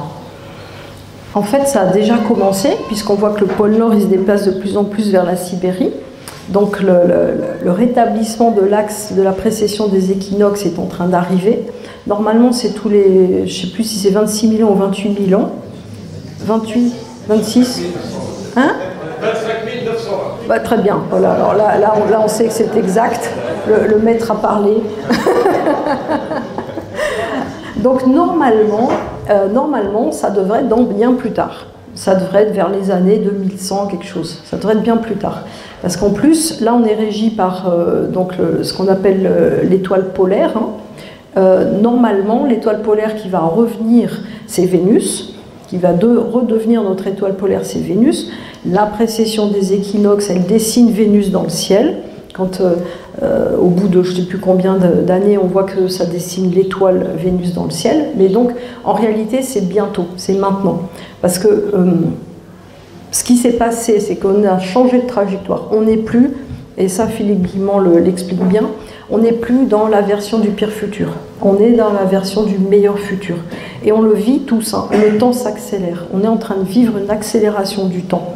Et ça, en physique des particules, c'est parce que nous, notre corps vibre de façon différente par rapport à la matière qui est externe, qui n'est pas dans la vibration de l'amour. Ceux qui sont dans la vibration de l'amour ne vibrent pas à la même vitesse que l'extérieur. Donc à un moment donné, on va même disparaître ou s'enfoncer. Voilà, on ne va plus être en cohérence avec la matière extérieure. Et donc la précession des équinoxes, ça a commencé. Et moi, dans les chiffres que j'ai, enfin dans les dates que j'ai, c'est dans les 10 ans à venir. Donc là, on règle nos histoires karmiques. Et puis, à partir de 2026, on commence déjà à se construire un nouveau corps. D'où prendre de l'argent, de l'or colloïdal, de l'ormus, des choses comme ça. Parce qu'on va le vivre. Et la clé, c'est la vibration de l'or, de l'amour. Aor, amour. Est-ce que du coup, ça peut expliquer qu'on ait parfois un problème avec la notion du temps? Oui. En ce moment, parce que moi j'ai par exemple mon agenda Google qui ne fait que des déplacements de rendez-vous, mais vraiment incohérents, comme s'il changeait de fuseau horaire tout seul. Et ça fait plusieurs fois depuis peut-être 2 mois que voilà, il y a une histoire avec le temps, et du coup, peut-être en résonance avec les Templiers, une dissonance espace-temps. Oui. Nous, par exemple, entre la cuisine et le salon, on a beau changer les pendules, on les remet à l'heure, comme on dit, et on change les piles. Voilà. Comme on a un rayon Péréor qui passe là, l'heure du salon n'est jamais la même que l'heure de la cuisine. Ce qui fait que dans la cuisine, je suis à l'heure. Dans le salon, qui va vers mon bureau, merde, je suis en retard. Voilà. Toujours. Donc oui, on vit des ruptures spatio-temporelles. Alors, il m'est arrivé un drôle de truc dans le massif du Pilat. J'étais en train de marcher dans les Lapias, et là, je me connecte à la grotte qui est en dessous, et là, ma jambe droite est partie à travers la pierre. Elle a disparu. Et là, heureusement, j'avais une amie qui était là et qui m'a relevée en me disant « Mais oh, tu pars dans la roche ?» Bah oui.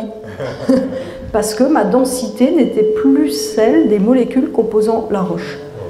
Et c'est comme ça que les chamans passent à travers le portail. Et c'est ce qui m'est arrivé au portail à Maramuru. On se désolidarise de la fréquence vibratoire de l'humain pour devenir des supra-humains.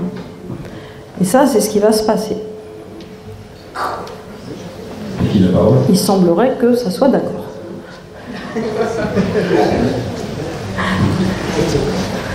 C'est ça, nous devenons des supra-humains. C'est pas seulement de la supra-conscience, nous devenons des supra-humains. Merci, bonjour. Je voulais savoir si ce que certains appellent le tabernacle est similaire à l'Arche d'Alliance. Le tabernacle, en fait, c'est ce qui enferme l'Arche d'Alliance. Voilà, c'est ça. Donc c'est la même chose qui est passée en Éthiopie et qui est revenue ensuite. C'est ça, oui. La reine de Saba, en fait, elle était détentrice du tabernacle, et à un moment donné, je ne sais pour quelle raison, c'est reparti là-bas, au temple de Salomon. Et c'est probablement parce qu'elle avait été trahie et qu'il s'était passé des choses. Et son fils, je crois, qui était le détenteur du tabernacle, l'a trahi, ou il y a eu un problème, je ne sais plus lequel. Et je crois que c'était une histoire d'amour avec une méchante femme. Et donc l'Arche d'Alliance est repartie avec le tabernacle là-bas. Le tabernacle, c'était vraiment la tente et tout l'édifice autour. Est-ce que vous avez entendu parler des prêtres éthiopiens qui sont supposés encore garder... Oui, c'est un paravent. D'accord. Okay. En fait, il y a beaucoup de paravents. C'est normal, hein, quand c'est trop précieux comme vérité. Il faut mettre des tas de petits paravents partout. Et le Bugarage, d'ailleurs, hein, pour une rupture spatio-temporelle, il y a plusieurs années, parce que j'organise des ateliers là depuis longtemps, j'avais organisé un petit périple là, et il y avait un garçon qui était avec nous, il avait une montre de haute montagne pour altimètre, enfin, voilà. On monte, là-haut, il ne trouve plus le nord. Déjà, il était là super déçu, parce que ça lui avait coûté hyper cher, sa montre. Donc et en redescendant, eh ben, sa montre, elle avait perdu 2 heures.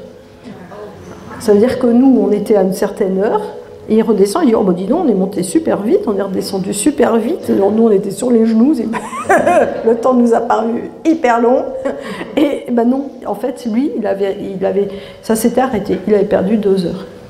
Et j'ai vécu la même chose à Théopolis, donc au-dessus de Saint-Geniès, hein, au-dessus de Sisteron, entre Chardavon et la petite vallée à côté, avec la voiture on passe, et là, pouf, tout s'arrête.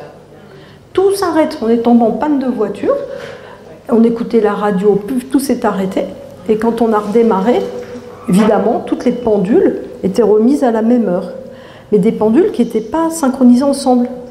C'est-à-dire, il y avait l'heure de la voiture, puis j'étais avec un Suisse à l'époque, et il avait 1 heure en plus, au cas où. Et ben, les deux étaient à la même heure, alors que lui, il avait toujours un décalage exprès pour être bien à l'heure. Voilà. Et Chardavon, ben, c'est là où j'ai passé une petite semaine avec Philippe Guillemont. Voilà, on a pu... Donc c'était chouette, c'était il y a pas mal d'années, ça. Il venait d'écrire La route du temps. Parce que lui, il habite par là-bas. Donc à Saint-Geniès, on a aussi des phénomènes comme ça. Et Théopolis, alors je ne sais pas si c'est en lien avec les Templiers. Bon, j'ai le droit d'en parler ou pas? Oui, bien sûr. Ouais. Alors Théopolis, eh ben, en fait, il y a une pierre de fécondité dans la chapelle de Saint-Geniès. Et quand on touche la pierre de fécondité, eh ben, on rentre en lien avec la cité qui est en dessous. Voilà, ceux qui sont médiums. On rentre en lien, et à côté de Théopolis, il y a une nécropole. Et il y a des tubes d'aération. Donc moi j'avais vu ça, puis j'en ai parlé au monsieur qui s'appelle monsieur Paloma, qui note toutes les visions de tous les ostrogoths qui passent. Et en fait il a fait des recherches et il a trouvé effectivement les tubes d'aération. Donc sous Saint-Geniès, sous la chapelle, il y a une cité intraterre et il y a une nécropole. Et j'avais indiqué, donc c'était Gino et Marianne qui tiennent le gîte à Chardavon.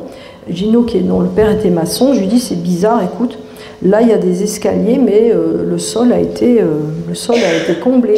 Et en fait, sous la chapelle, effectivement, ils ont creusé depuis, ils ont trouvé des escaliers qui descendent. Mais comme c'était trop étonnant et qu'ils ne voulaient pas que ça soit connu, ils ont comblé. Et c'est juste Gino qui m'a confirmé, m'a dit oui, effectivement, tu as raison, quand je lui suis retournée des années plus tard. Donc il y a beaucoup de mystères comme ça. Et donc Dardanus, préfet des Gaules, hein, a disparu avec plus de 350 personnes, dont le frère d'Alaric Ier, le trésor des Visigoths, en lien avec Rennes-le-Château. Il a disparu là-bas. Donc on voit ici commence Théopolis, la cité de Dieu, blablabla. Et puis, Théopolis, on n'en trouve pas la trace. Sauf que Dardanus et toute sa suite, y compris quand même le frère d'Alaric et la sœur de l'empereur de l'époque, qui était l'épouse du frère d'Alaric, ils ont tous disparu. Et personne, et c'était des gens de la plus haute importance, imaginez, on perd Macron au milieu du Sahara.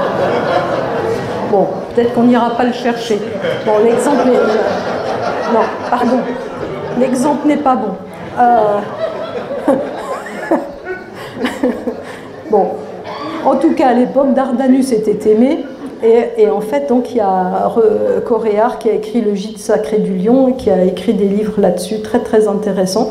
Et donc, toute cette immense quand même clique royale a disparu, personne ne les a retrouvés.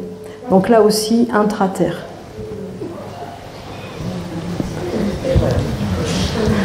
Oui. Attendez, je pense le micro. Arche d'Alliance et Gorge du Verdon. Oui, alors dans les gorges du Verdon, effectivement, ont été retrouvés des documents templiers qui avaient été transmis par les Russes et qui ont été retrouvés dans les... Je dis pas de bêtises, hein.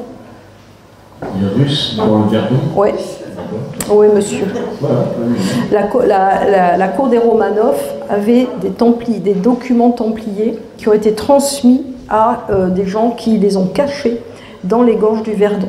Il y a un ingénieur français, un hydrologue, qui a exploré les gorges du Verdon, qui a parlé de ça, et il est tombé dans l'intraterre parce qu'en fait il s'est cassé la figure dans les rivières qui étaient souterraines, et il a atterri dans un grand lac souterrain au milieu duquel une spirale, il a été aspiré, fiouf, et s'est retrouvé dans un paysage extraordinaire. Et j'ai lu un livre, c'est L'éléphant bleu, qui parle de ça, et puis il a écrit un autre bouquin. Ouais. Oui, le mammouth bleu.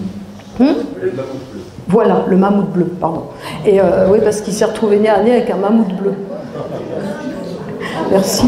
Oui, c'est un roman d'un spéléologue oui. des années 1901, ouais.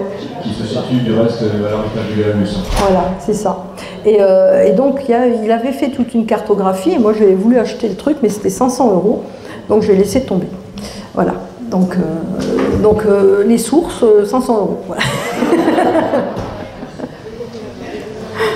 Quelqu'un d'autre, oui. J'arrive.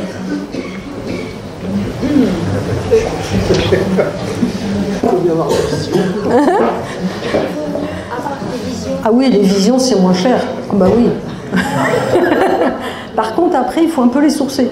Donc, parce que si on n'a que des visions... alors moi, j'ai de la chance, enfin, quoi, je ne sais pas si c'est de la chance, j'ai fait 3, peut-être 4 NDE. La 4e, j'ai un doute. Je ne sais pas si c'est une décorporation ou une véritable NDE.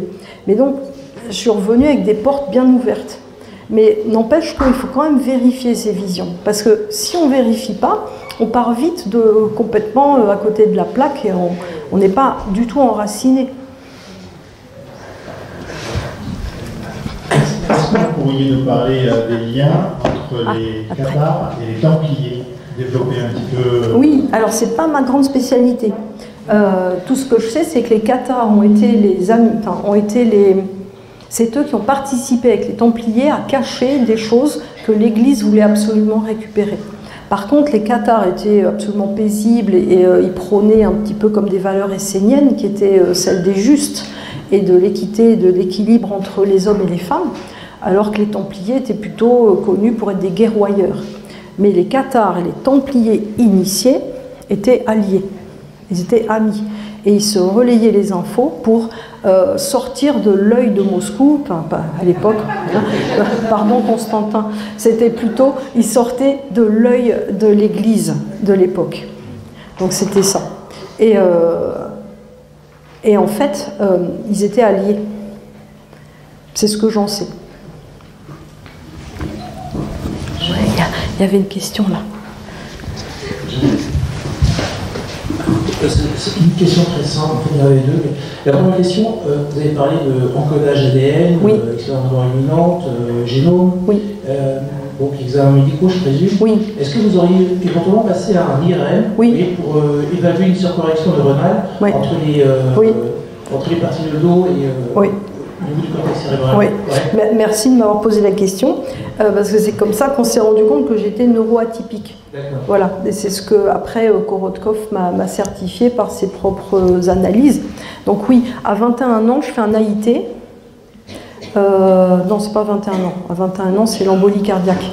À 30 ans, je fais un AIT. Non, à 24 ans, je fais un AIT, c'est le premier, parce que j'en ai eu 3 aussi. À 24 ans, je fais un AIT, et donc accident ischémique transitoire. Et là, je vais en IRM, et là, ils me disent que j'ai des parties de cerveau connectées qu'il n'y a pas chez les autres. Ouais, donc vous avez la surconnexion neuronale au niveau du cortex cérébral. C'est ça. Ok. Deuxième question, qu'est-ce que ça voudrait dire en langage des oiseaux, Zahor Vira? Ah, Zahor Vira. Je sais pas. Oui, c'est quelque chose que vous avez reçu? Oui, on peut dire ça, ouais. Ouais. Bon, Zahor Vira.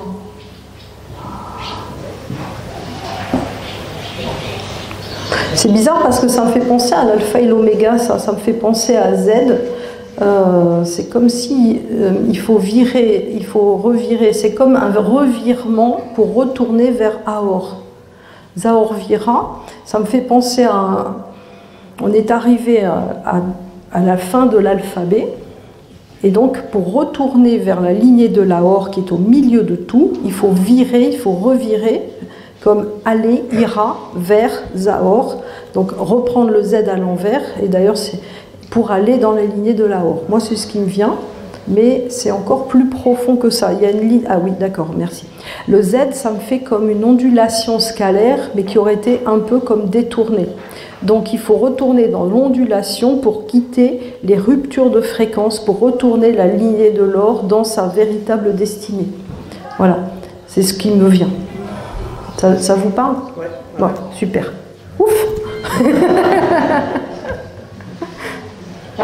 Le micro. Ouais.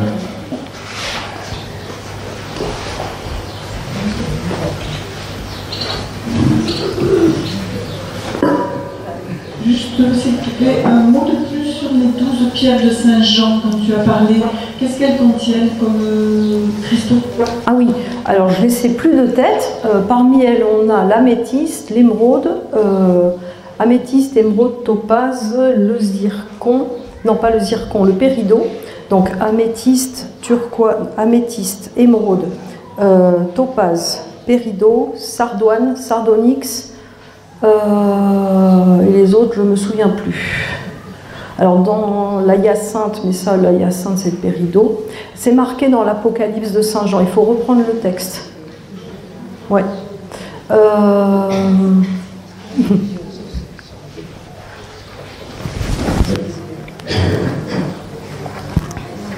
Merci pour tout déjà. Est-ce que tu as entendu parler de la pierre de Saint-Timani? Ah non? Ah oui, Sintamani.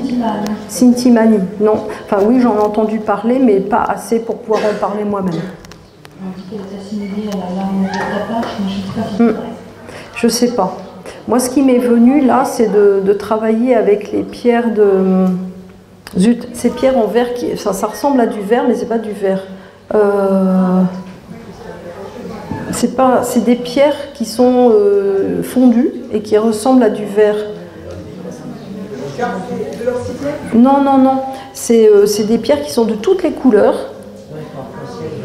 Oui, et on les trouve au Mont Shasta.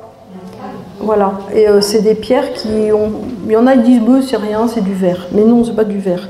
En fait, les cités de cristal de l'intraterre, quand je les vois, c'est des cités fabuleuses, construites dans un matériau cristallin. Et justement, ces pierres-là, c'est le matériau, c'est de la lumière qui est condensée, et c'est ce matériau-là. Alors, je ne sais plus comment ça s'appelle. Ah, je suis désolée, je vous mets l'eau à la bouche et j'oublie le nom. Oui, merci, c'est ça, Aude. C'est ça, les Andaras. Alors, j'ai juste une petite question. On a parlé essénien tout à l'heure. Et j'ai entendu parler du campo par ici, qui était aussi un camp essénien. Il y a un lien aussi avec... Oui. En fait, les Esséniens, donc la base d'arrivée de Yeshua, c'était au pied du Picanigou. Mais évidemment, ici, il y avait toute une communauté essénienne ici. Et c'est pour ça, d'ailleurs, qu'ils se baladaient de communauté en communauté. Oui. Et quand tu parlais de quelque chose au-dessus de nous, c'est le firmament, c'est ça? Oui, la voûte céleste, le firmament. On nous a posé un firmament qui a l'air très joli, mais qui nous ment. Voilà. Il est fermé. Est-ce que vous avez une petite idée sur les événements à venir? Est-ce que vous pouvez en parler ou pas? Oh. Oui. Alors, ça va être un peu dur. Il y a de plus en plus de tremblements de terre, plus en plus, parce que la terre bouge, elle s'expanse. Il faut garder son état d'être un pilier templier, donc ne pas plier le genou devant les forces obscures, rester bien droit dans ses bottes ou ses crocs. Et donc il faut avoir une foi absolue, une confiance absolue, être dans un état d'amour absolu, parce que sinon on va sombrer dans le chaos et se laisser dévaster par la peur des autres. Il y a de plus en plus de choses qui vont être révélées, des atrocités, des choses comme ça. Tout ça est voulu aussi par le plan de l'ombre. La seule façon pour nous de sortir de notre marasme, c'est d'élever nos vibrations, de monter en conscience, de monter en amour. Donc, les révélations des horreurs, abominations commises sur Terre depuis des millénaires font partie du plan de l'ombre parce que ça risque de nous plonger dans le désarroi, l'effroi. Et c'est pour ça qu'on nous dit il faut être patient, chaque chose va venir en son heure, ne soyez pas pressés. Oui, parce qu'il faut s'habituer petit à petit à ces révélations. C'est un peu comme la grenouille, si on la met dans l'eau bouillante, elle sort, mais si on fait monter l'eau chaude, comme ça, elle reste. Nous, il faut absolument, non pas qu'on s'habitue aux horreurs, mais qu'on les laisse loin de nous. Ça existe. On ne doit pas prendre part à la guerre. Les Templiers de maintenant, c'est plus des guerroyeurs. Au Pérou, j'ai appris ça aussi. On a une épée dans le dos. Donc moi, j'ai un certain nombre d'épées dans le dos. On ne la sort jamais. Elle fait son boulot toute seule. Si elle a besoin de sortir, elle sort. Mais nous, on ne la sort pas. Parce que nous, on pourrait la sortir sous l'effet d'une colère humaine. Donc, on serait injuste. Par contre, cette épée, qui est aussi une plume d'ange, elle se met dans le dos, et quand il faut, elle agit. Donc nous, en tant que porteurs de l'épée de vérité, l'épée d'amour, l'épée de lumière, Jésus, dans les représentations byzantines, il a la langue, c'est une langue de feu, mais des fois, c'est une langue, une épée. Dans le Berry, on trouve, je ne sais plus à quel endroit, mon chéri m'a amené là, mais j'ai oublié le nom, on voit Jésus avec une langue qui est une épée. Donc le Verbe se fait chair, le Verbe est une épée, le Verbe est une langue de feu. Donc attention au verbe que nous utilisons, d'où ma parole est d'or. Et donc dans les temps à venir qui vont être très chaotiques, ne pas sortir nos épées, ne pas aller guerroyer, juste être dans sa posture et être en amour et voir d'où vient celui qui nous parle, celui ou celle qui nous parle, qui nous offense. D'où vient sa parole? De quel malheur nous parle-t-il? Et donc, on va se remettre dans notre posture noble. C'est-à-dire, on ne va pas réagir à ce que l'autre nous dit, parce que c'est inutile. Un, il ne pourrait pas entendre, et deux, il agit depuis sa parole de malheur. Donc, ne pas se sentir froissé ni heurté. C'est simplement qu'on n'est pas dans le même niveau de conscience, et on n'est pas dans la même évolution.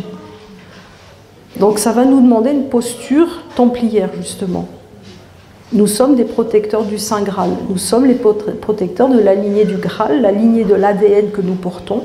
Nous portons tous en nous, dans des pourcentages plus ou moins grands, cet aor dont je parlais au début, c'est blanc bleuté, le sang bleu. Nous en portons tous en nous. Donc, soyons les gardiens du trésor. Donc oui, les temps vont être difficiles, mais il ne faut pas paniquer. Parce que la vibration de l'amour, pour ceux qui ont lu la prophétie des Andes, à la fin, ils disparaissent. Au Machu Picchu, ils ont disparu. Parce qu'ils avaient atteint cette vibration de l'amour, de l'aor, qui a fait que leur matière, je vous ai expliqué comment la lumière était devenue matière par l'explosion de l'atome de l'or, on va faire un processus un peu inverse. Mais on ne revient pas dans la source. Ce qui a été vécu n'est plus à vivre. On va au contraire avancer dans une nouvelle manifestation de notre être de lumière, dans une forme que nous aurons choisie. Donc ne pas s'inquiéter. Et ce qui est en amour, vous l'avez dans le cœur. Ça, c'est aussi une captation que j'ai eue il y a quelques années. Rien de ce que vous avez dans le cœur ne sera ou n'a été oublié. Donc ce que nous avons dans le cœur, nous l'emmenons avec nous et nous avons accès à ces mémoires. Donc hâtons-nous d'oublier ce que nous n'aimons pas et que nous n'avons pas envie d'emporter. Parce que oui, les temps qui viennent ne sont pas des temps radieux pour tout le monde, ça c'est sûr. Voilà. Mais j'ai vu aussi dans mes visions, ça c'était je ne sais plus en quelle année, entre 2003 et 2005, j'ai eu une série de visions, j'étais plongée au milieu d'une espèce de vue panoramique, c'était du 360 degrés, et je voyais à un moment donné les cités de lumière, nous les réintroduisons sur Terre. Parce qu'un templier, c'est aussi un pilier. C'est le pilier central. Hier, on a parlé de Joachim et Boaz. Hein. Ben, nous sommes le Shushuna, nous sommes le pilier central. Donc, quand nous intégrons notre yin et notre yang, notre ombre et notre lumière, qui n'est pas ni yin ou yang, mais ça fait partie de nos polarités, quand nous intégrons ça, nous ne devenons pas neutres. Non, nous devenons la Trinité. C'est-à-dire, le yin, le yang, quand ils sont complètement mélangés, ça donne naissance à une troisième, qui n'est pas une polarité, à un troisième état d'être, qui est l'état sublime vers lequel nous devons tendre. Et c'est ça le couple alchimique. Hein. C'est pas fusionner avec sa flamme jumelle. Hein. Ça ne mène que à du chagrin. Parce que quand on est avec sa flamme jumelle et qu'on souffre, on se dit merde, décidément, c'est foutu. Enfin, c'est désespoir, désespoir. Et on passe des années à essayer de s'accommoder avec sa flamme jumelle et on n'y arrive pas évidemment parce que ça aussi c'est une tromperie du malin. Donc le couple alchimique, bon, on peut tomber sur l'être aimé avec qui on fusionne, mais il ne faut pas se dire que ça fait partie, la flamme jumelle, de notre destin. Non. Donc le couple alchimique, c'est fusionner en soi-même son yin et son yang, devenir une trinité. On n'est pas au point neutre. On retourne dans un point originel, celui d'être tout. On vient de Aïn, qui est rien, et nous, on est tout. Donc Aïn n'était rien, Aïn a émis une première intention qui est devenue Aïn Sof, Sophia, la connaissance, et ensuite Aïn Sof Aor, avec amour, lumière infinie sortant du néant, et qui donne tout. Ben, nous sommes tout. Et là, on devient la Trinité. Donc, là, on devient des surhumains, donc supraconscience, supra-humanité. Moi, j'aime bien dire, on devient des homo spiritus. Voilà. On sort du Cro-Magnon. Bon, les neurotypiques, ils sont un peu... on les aime beaucoup. Mais il faut les aider. Parce qu'ils ne comprennent pas tout.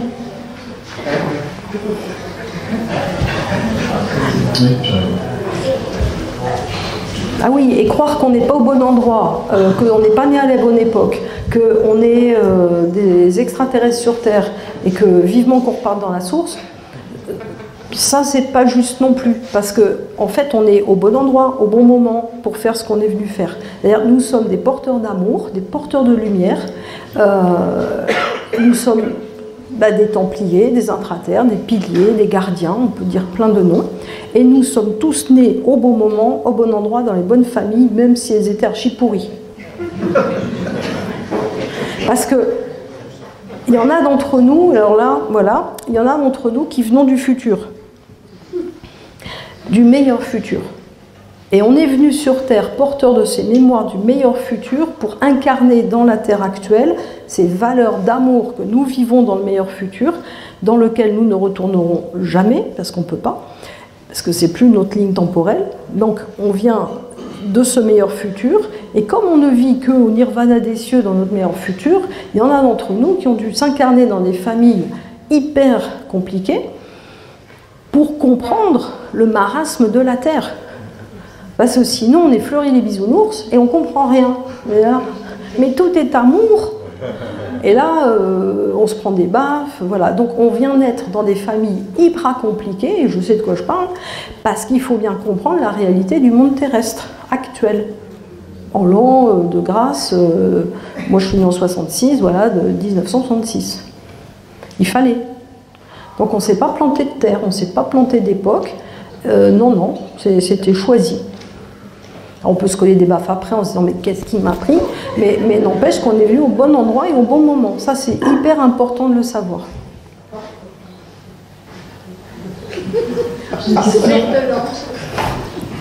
Question, oui. Par rapport à la Sainte-Baume, j'ai été visiter le tombeau d'Arimazel, mais au-dessus il y a la montagne, il y a une petite chapelle en haut, et en fait j'ai ressenti une magnifique énergie tout en haut. Dans la grotte aussi, mais encore plus en haut. Je voulais savoir ce que vous en pensez par rapport à celui-là. Oui, parce que ça, c'est un... Attends, je me branche sur la réponse. Alors, oui, d'accord, merci. C'est un pic d'émission. En fait, en dessous, il y a un cristal. Très au fond, il y a un cristal. Ça fait partie des cristaux lémuriens devenus Atlantes. Donc, tu as un cristal au fond. Et tout en haut, ben, ça fait comme en haut d'un menhir, en fait. Tu as la réception complète du faisceau. Voilà. Est-ce que c'est lié avec Marie-Madeleine? En fait, les énergies de Myriam de Magdala, c'est des énergies de la lignée de Lahore. Donc, voilà. C'est ça. Donc, en fait, partout, elle est en son nom, là où son nom se trouve, son énergie se trouve. Son corps n'y est pas, hein. Non. Mais son énergie s'y trouve parce que son nom s'y trouve. Par exemple, si vous écrivez sur un petit papier Marie-Madeleine en pensant à elle ou Myriam de Magdala, vous mettez ça sous un verre d'eau, et ben vous allez boire le verre d'eau, vous allez voir ce que vous ressentez. Avant de vous dynamiser l'eau. Hein. Voilà, vous l'agitez, vous renversez le récipient, ça va tourner en spiralant dans un verre en verre, et voilà. Et je ne sais pas si je peux encore parler des flammes jumelles. Oui. J'ai vécu le phénomène. Ah oui. En fait, j'ai rien voulu chercher, ça m'est tombé dessus. Hein. Oui.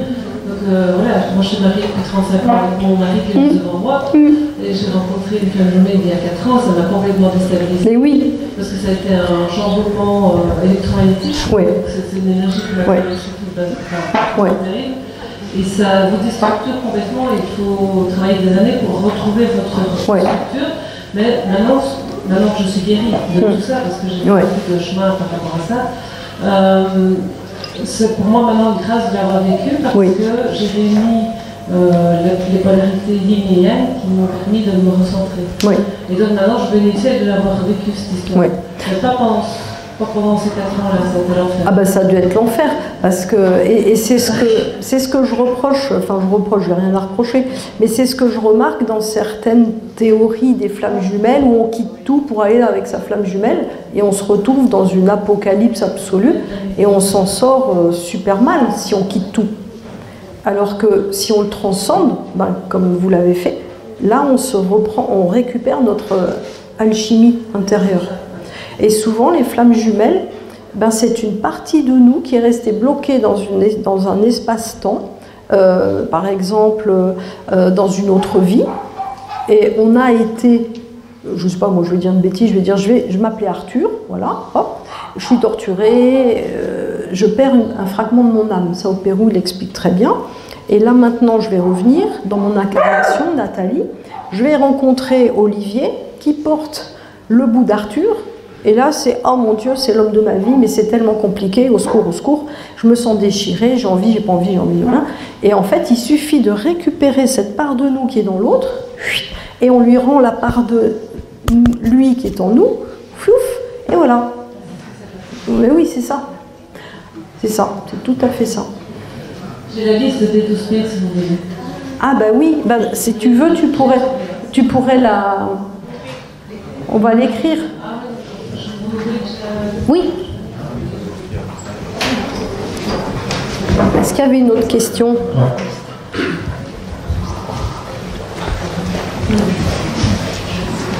C'est un tour de parole.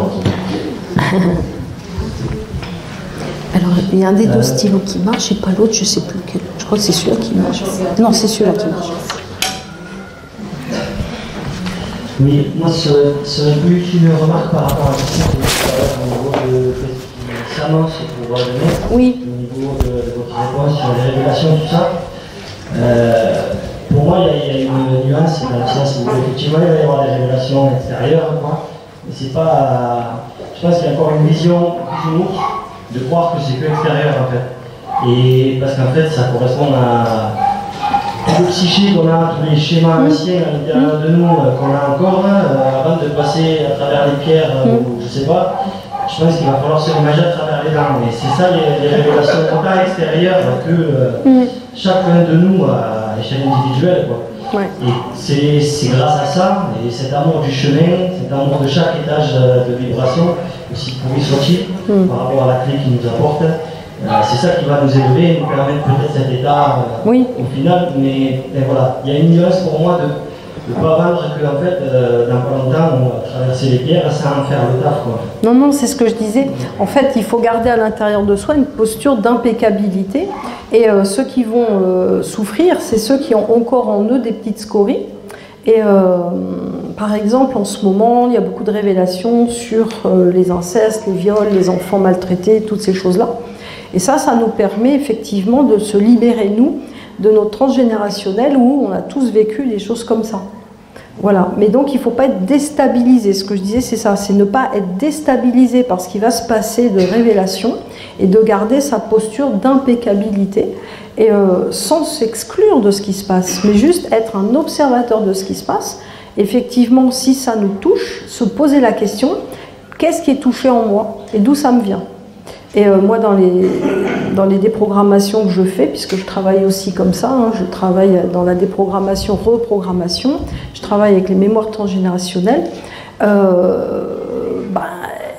les incestes, les viols, l'esclavage, toutes ces joyeusetés, on l'a tous vécu. Tous nos ancêtres ont vécu des choses comme ça. Et c'est ce que, quelque part, le monde, en fait, il nous montrait une version pire et une version meilleure. C'est-à-dire que le mal-monde qui nous malmène, si on ne transcende pas ce qui nous arrive, on tombe dans le piège du mal-monde. Par contre, si on le transmute, et c'est pour ça que je parlais des Templiers alchimistes, si on le transmute par l'alchimie du cœur, eh ben alors là, on garde cette posture impeccable et on avance dans le meilleur monde et on passe à travers les pierres. Merci à toi. D'autres ?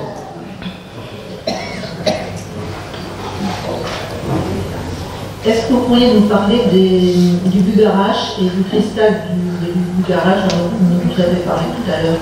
Oui, alors je demande si j'ai le droit.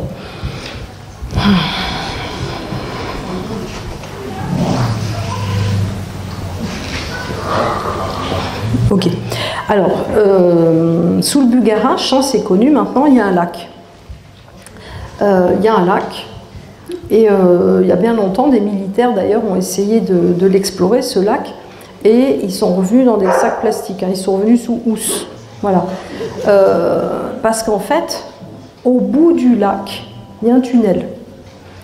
Et c'est exactement comme je l'ai lu récemment dans les bouquins de Radu Sinamar, on est scanné. C'est-à-dire qu'à l'entrée du tunnel, il y a un scan, c'est une lumière verte, et donc celui qui rentre, s'il est dans le bon ADN, il avance. S'il n'est pas dans le bon ADN ou dans la bonne intention, il repart les pieds devant. Et donc les militaires qui étaient venus en Zodiac, qui avaient trouvé l'accès, etc., il y a des journaux de l'époque qui en ont parlé, qui ont montré des photos, les gars, ils étaient malheureusement dans des sacs plastiques. Et donc, quand on continue à traverser ce tunnel, on tombe sur une grande faille, et là, il y a un vaisseau. Donc ça aussi, c'est connu, il y a des bouquins là-dessus. C'est un vaisseau. Quand celui qui est dans la bonne énergie arrive, le vaisseau s'active, il se met à vrombir, il est de couleur orange, il y a un symbole dessus que je n'ai pas le droit de dire, et le vaisseau commence à bouger, ça met en marche une énergie libre, et à ce moment-là, il y a un des cristomètres Atlantide, mais avant les Lémuriens, qui commence à s'élever et qui sort par la pointe du Bugarash. Et le Bugarash, c'est comme s'il s'ouvrait, et le cristal rayonne. Et les humains qui sont des piliers de la Terre ou des piliers de l'intra-terre, des piliers de lumière, des Templiers, il y a plein de noms, qui sont eux-mêmes devenus des cristaux, du Christ à l'intérieur, Christ à l'intérieur, se mettent à rayonner, et je nous vois, on a les bras comme ça, et on rayonne. Et là, on est en pleine union, communion, avec la grille cristalline, grille cristal or. Voilà. Et donc là, ça y est, la Terre prend son envol. Notre vaisseau mère, à ce moment-là, on l'accompagne dans sa transmutation alchimique. Et elle s'élève parce que nous en sommes les gardiens et nous en sommes quelque part les associés. Voilà. C'est une polarité avec laquelle nous communiquons tout le temps, puisque nous sommes faits de terre aussi. Nous sommes à la fois terre, à la fois animal, à la fois... nous sommes la composition de tous les règnes. Voilà, la Ménorah, c'est ce qu'elle raconte. Hein. Au milieu, il y a l'homme, donc comment s'appelle, le chandelier juif. Hein. Au milieu, il y a l'homme. à gauche et à droite. Donc à gauche, c'est les animaux, à droite, les anges. Encore à gauche, c'est les végétaux, et à droite, ben, c'est, que je ne dise pas de bêtises, c'est qui? Les anges, il y a les anges, mais après il y a les archanges, et puis encore au fond, il y a les minéraux, et là, l'esprit. Donc là, l'homme, c'est la synthèse de tout. C'est ça. Là, c'est le symbole de la Ménorah. Voilà. Je ne sais pas s'il y a encore des questions. Quelqu'un d'autre? Donc là, vous avez la liste, hein, ceux qui voudront, merci beaucoup de l'avoir noté, et ben, vous pourrez prendre en photo. Alors, le conseil, c'est, vous voyez, il y en a 12 pierres de Saint-Jean. Donc le conseil, c'est de les mettre autour de vous, comme les heures de l'horloge. Vous en fichez de qui est à quelle place. Normalement, c'est dans cette liste-là. Si jamais vous vous trompez, on s'en fiche. Le divin, c'est faire le bon boulot. Vous vous mettez dans l'intention, quelle que soit la position dans laquelle je l'ai mise, c'est parfait. Parce qu'en réalité, il y a des travaux qui sont faits avec, hein, où il faut les placer dans un degré astrologique par rapport à sa date de naissance, machin, tout ça. On n'a plus besoin de ces complexités-là. Voilà, Dieu fait le reste. Ah oui, alors Dieu, D, dimension, I, d'intelligence, E, énergie, ou état, U, unifié. C'est pas un bonhomme, Dieu. C'est une dimension d'intelligence dans des états d'énergie unifiés. Voilà, c'est une collectivité d'intelligence dont nous faisons partie, parce que nous sommes des intelligences de la dimension divine. Voilà, dans un état pas encore unifié.